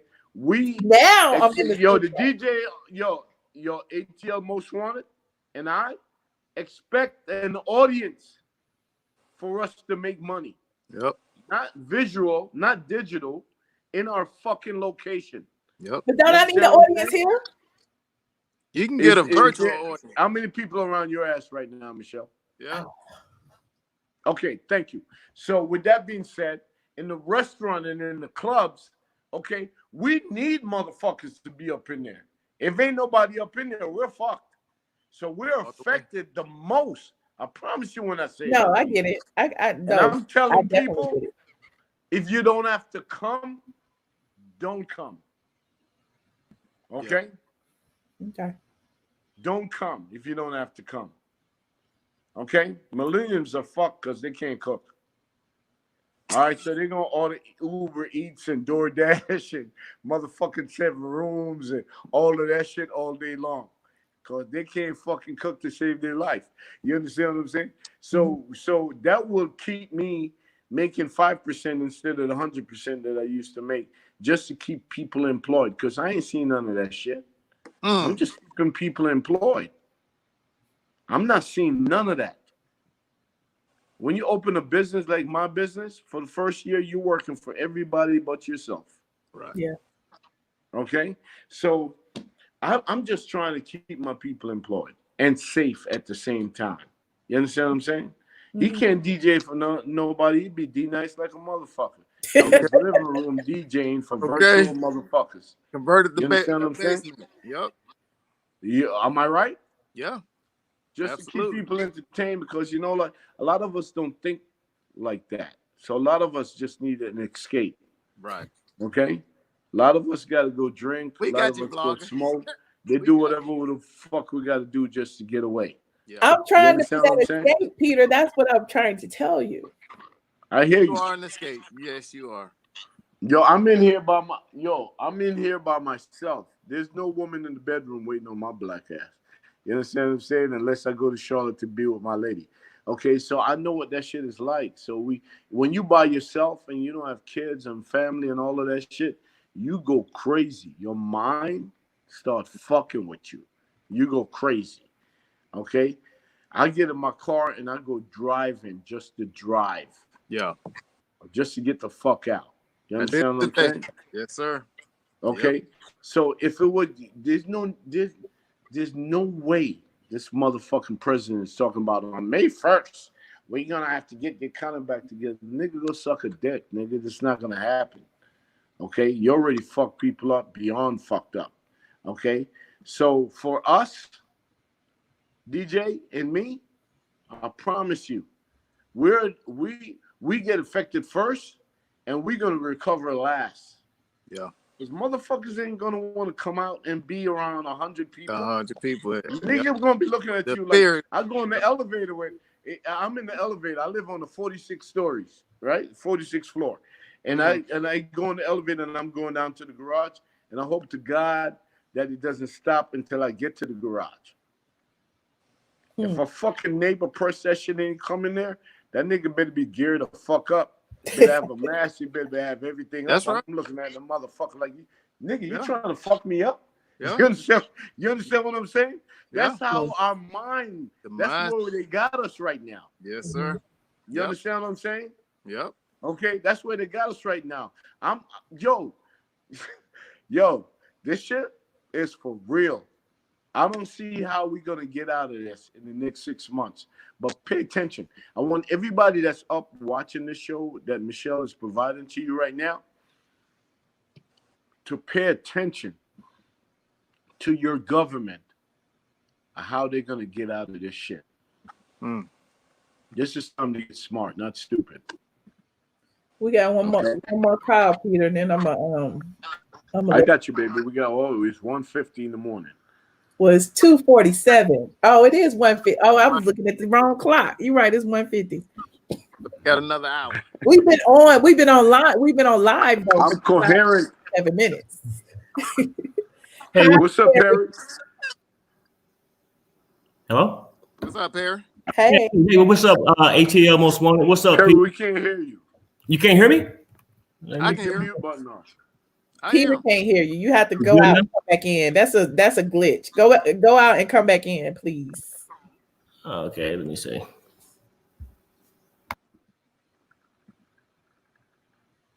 Let's see if he's gonna come back. Michelle, you're gonna get an Emmy on this shit. Okay. There ain't no station this real. Not an Emmy. Nobody's this real. A fucking Emmy. But you always real. I appreciate your realness. I'm just saying. I do too. Yes. And Carl being all quiet. Carl be that's Mr. Talker right there. I don't understand why he over here all quiet. They like ATL's most wanted ain't saying nothing. He just like, say something, Carl. No, I have to listen to when the teachers ain't teaching, I'm learning. Carl over there taking notes. I appreciate that, my brother. Yes, sir. Thank y'all for tuning in. Everyone said great live. If you haven't already, like this video, please and thank you. It helps me go up in the algorithm. Okay, like it and subscribe if you have not already. Peter, when you gonna start your YouTube channel? Yeah, when you do it with the pandemic, you need. When you do it with me, I'm with you. I told you I was ready.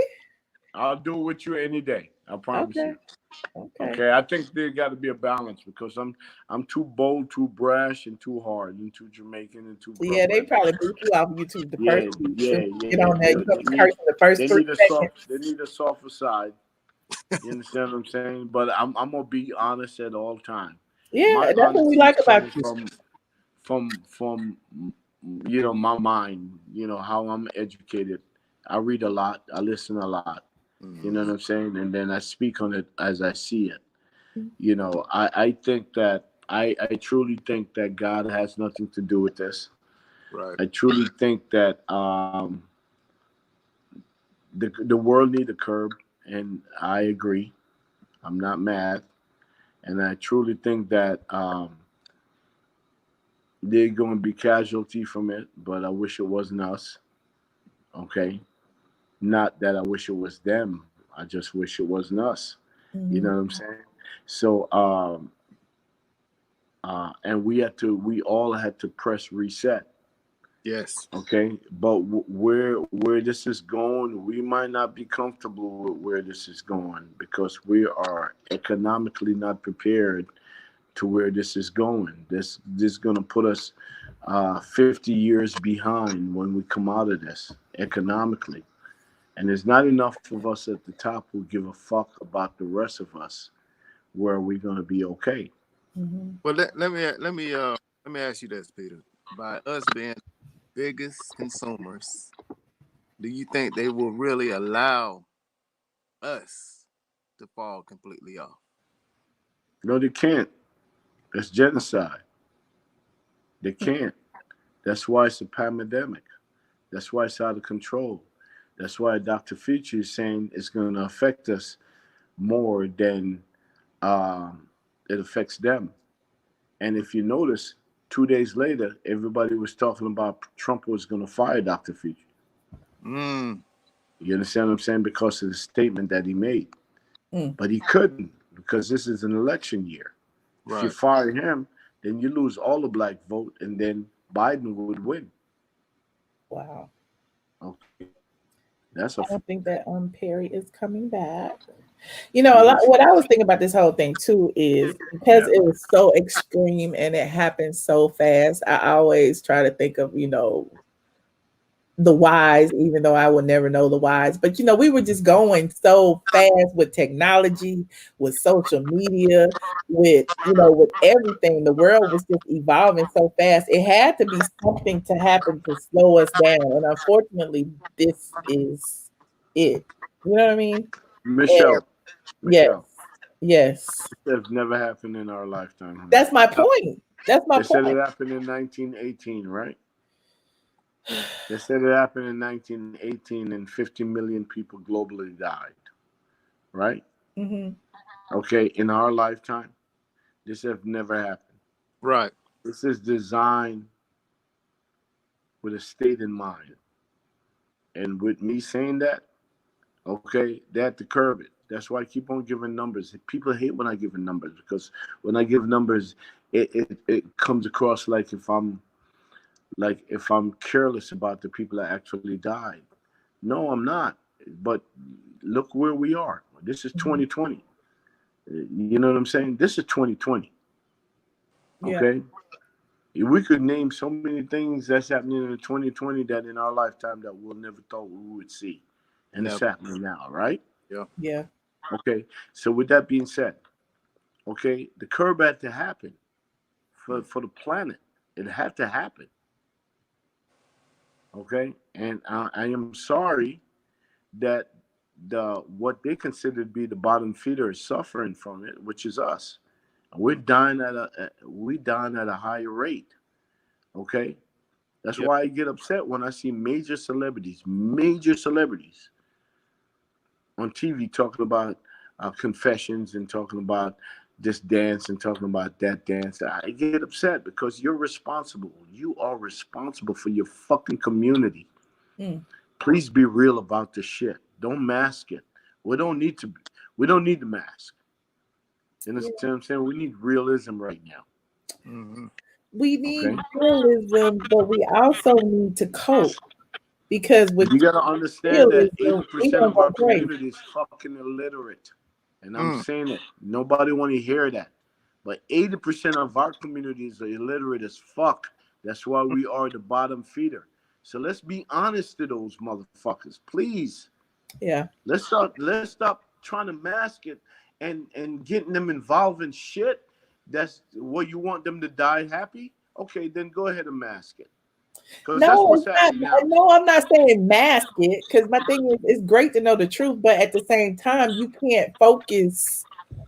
You can't continuously focus on that because, again, we don't. No, you can't. But at least you cannot. But you're responsible to give them the information, and then it's their choice. I'm not saying I hate what people are doing with all the dance competition and all of that bullshit on Instagram. That's their ignorance isn't mine. You understand what I'm saying? Right. Okay, it's my responsible to say, hey, look, guys, this is fucked up, and it's affecting us more than others. And if there's 500 people died in New York City yesterday, which 500 people actually did die in New York City yesterday, guess what? Okay, 2/3 of them was African American. Okay, and that's some real shit. Yeah. You know what the doctor told me tonight? The doctor told me tonight, if you had lung cancer, right? But you came in there because you couldn't breathe, okay? And they didn't have a respirator and you were too far gone and you had to go. You know what's on your death certificate? COVID. Yeah. If you had high blood pressure, COVID. If you had fucking diabetic, COVID. Yeah. That means it's probably not even the reason why you died. Right. But because this is what's happening right now, that's what's getting the blame. And I read something. There's so many fucked up things that's happening right now. But did you read it's that? happening to us. It's not happening to them. Yeah. But did you read that hospitals are doing that because they get federal funding for all the COVID deaths? So every death that occurs. Yeah, and I believe that too, because at the end of the day, it's always economics. Yeah, it's always a numbers thing. Yeah. Okay, more funding. It just happens to come out at the same time the census got put out in the mail. Right. Who the fuck is filling that shit out now? Is that a priority in our life right now to fill out the fucking census? I mean, I just did it. It is. It came out in March. Yeah. I did it in March, I think. I don't remember. Yeah, but I'm saying, is that most people priority, Michelle? No, of course not. But I bet they filling out their taxes so they can get that stimulus money. Yeah. And when they get it, who they got to give it to, Michelle? Right back to the people. Okay, thank you. Right back to the bills. Right That's why back the niggas. to the light and gas. That's why the nigga, and I said the nigga. That's why the nigga is putting his name and his face on the fucking bill. You understand what I'm saying? Yes. They don't give a fuck about us, Michelle. They really don't. They don't.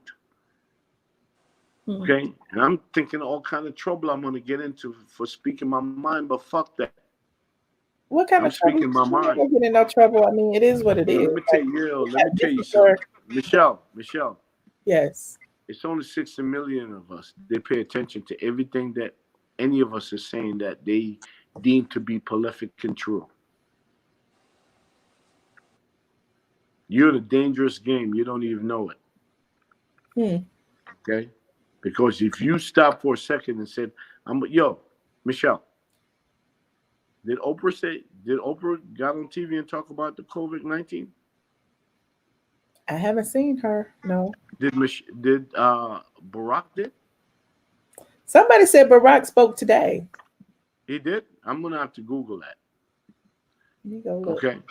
Reverend Sharpton did. I watch him on Puffy shit, and I was surprised at Puff. I take my hat off to that motherfucker. I didn't like him for a long time because I thought he was selfish, but he changed my mind in the last fucking week. I promise you that. I see he did a video endorsing Joe Biden today. Who? What? Mr. Obama. Yep. He did a video on his Instagram. Who? Barack Obama. Now, Barack Obama is the president of the United States of America, which is one of the leaders of the free world.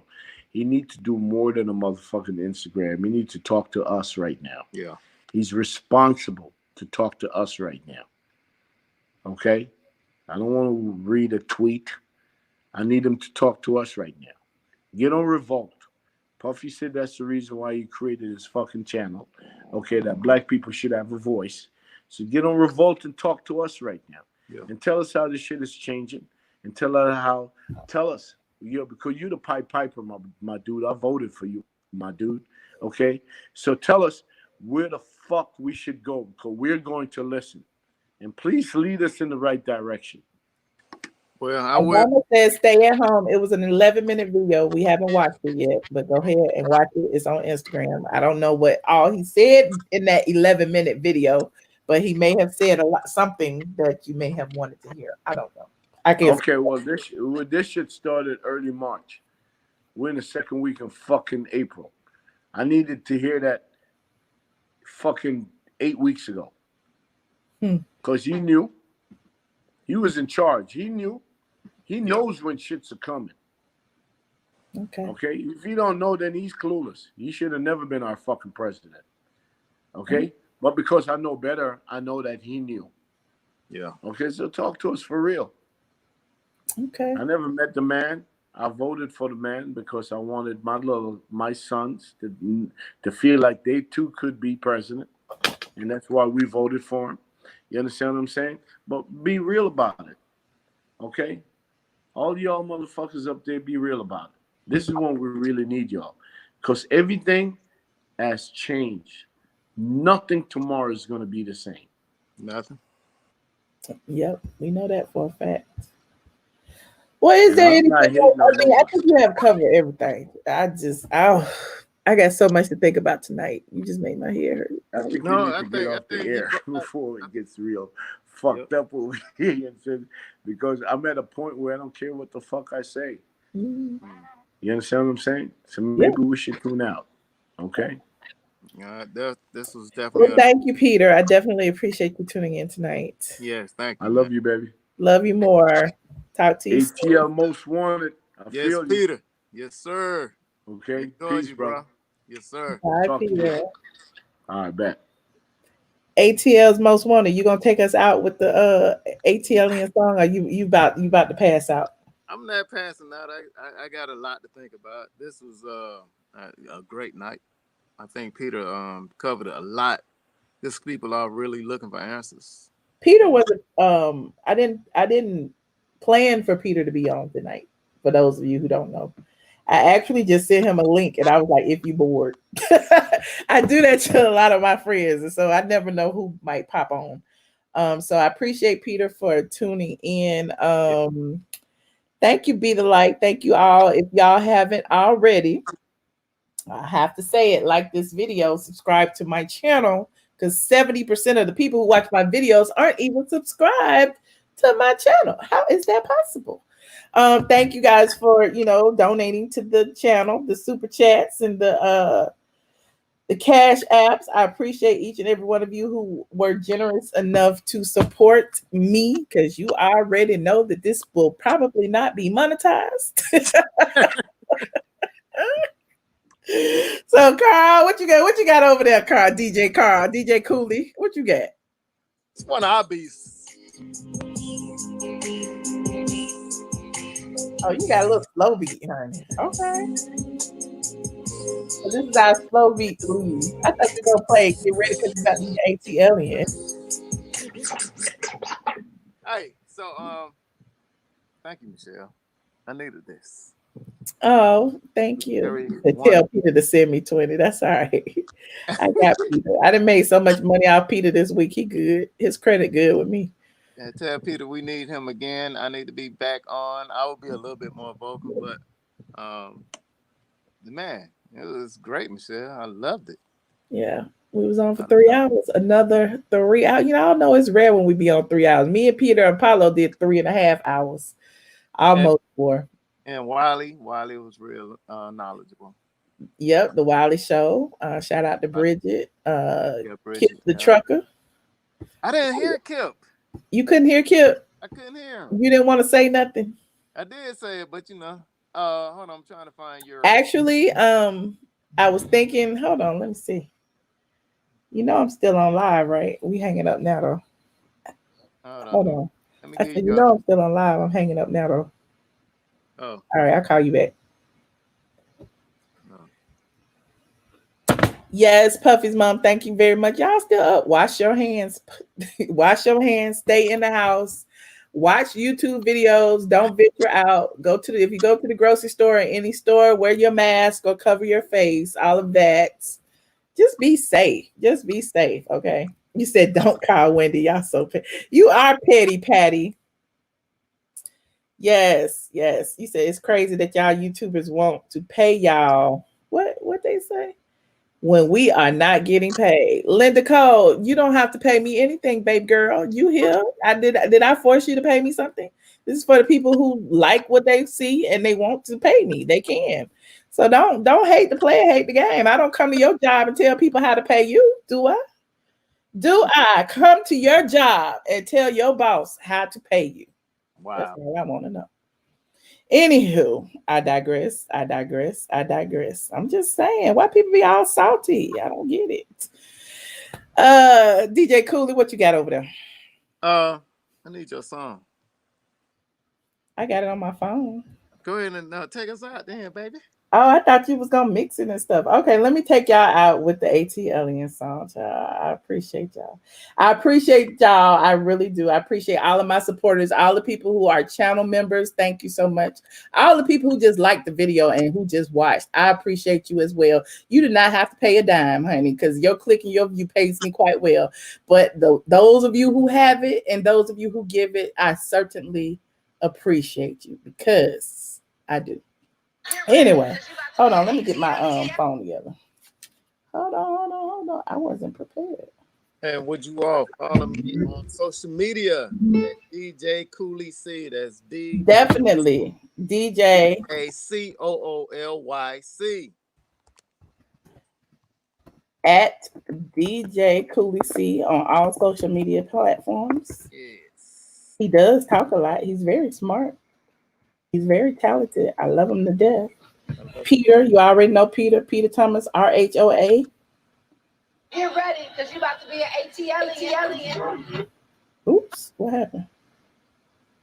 Get ready, because you about to be an ATLien. Oh, that's the old one. Hold on.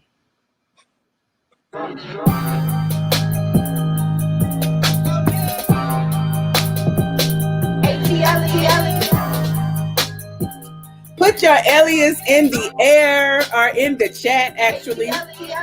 As you leave out the room, put your aliens in the chats. Represent for the squads. ATL is in the building.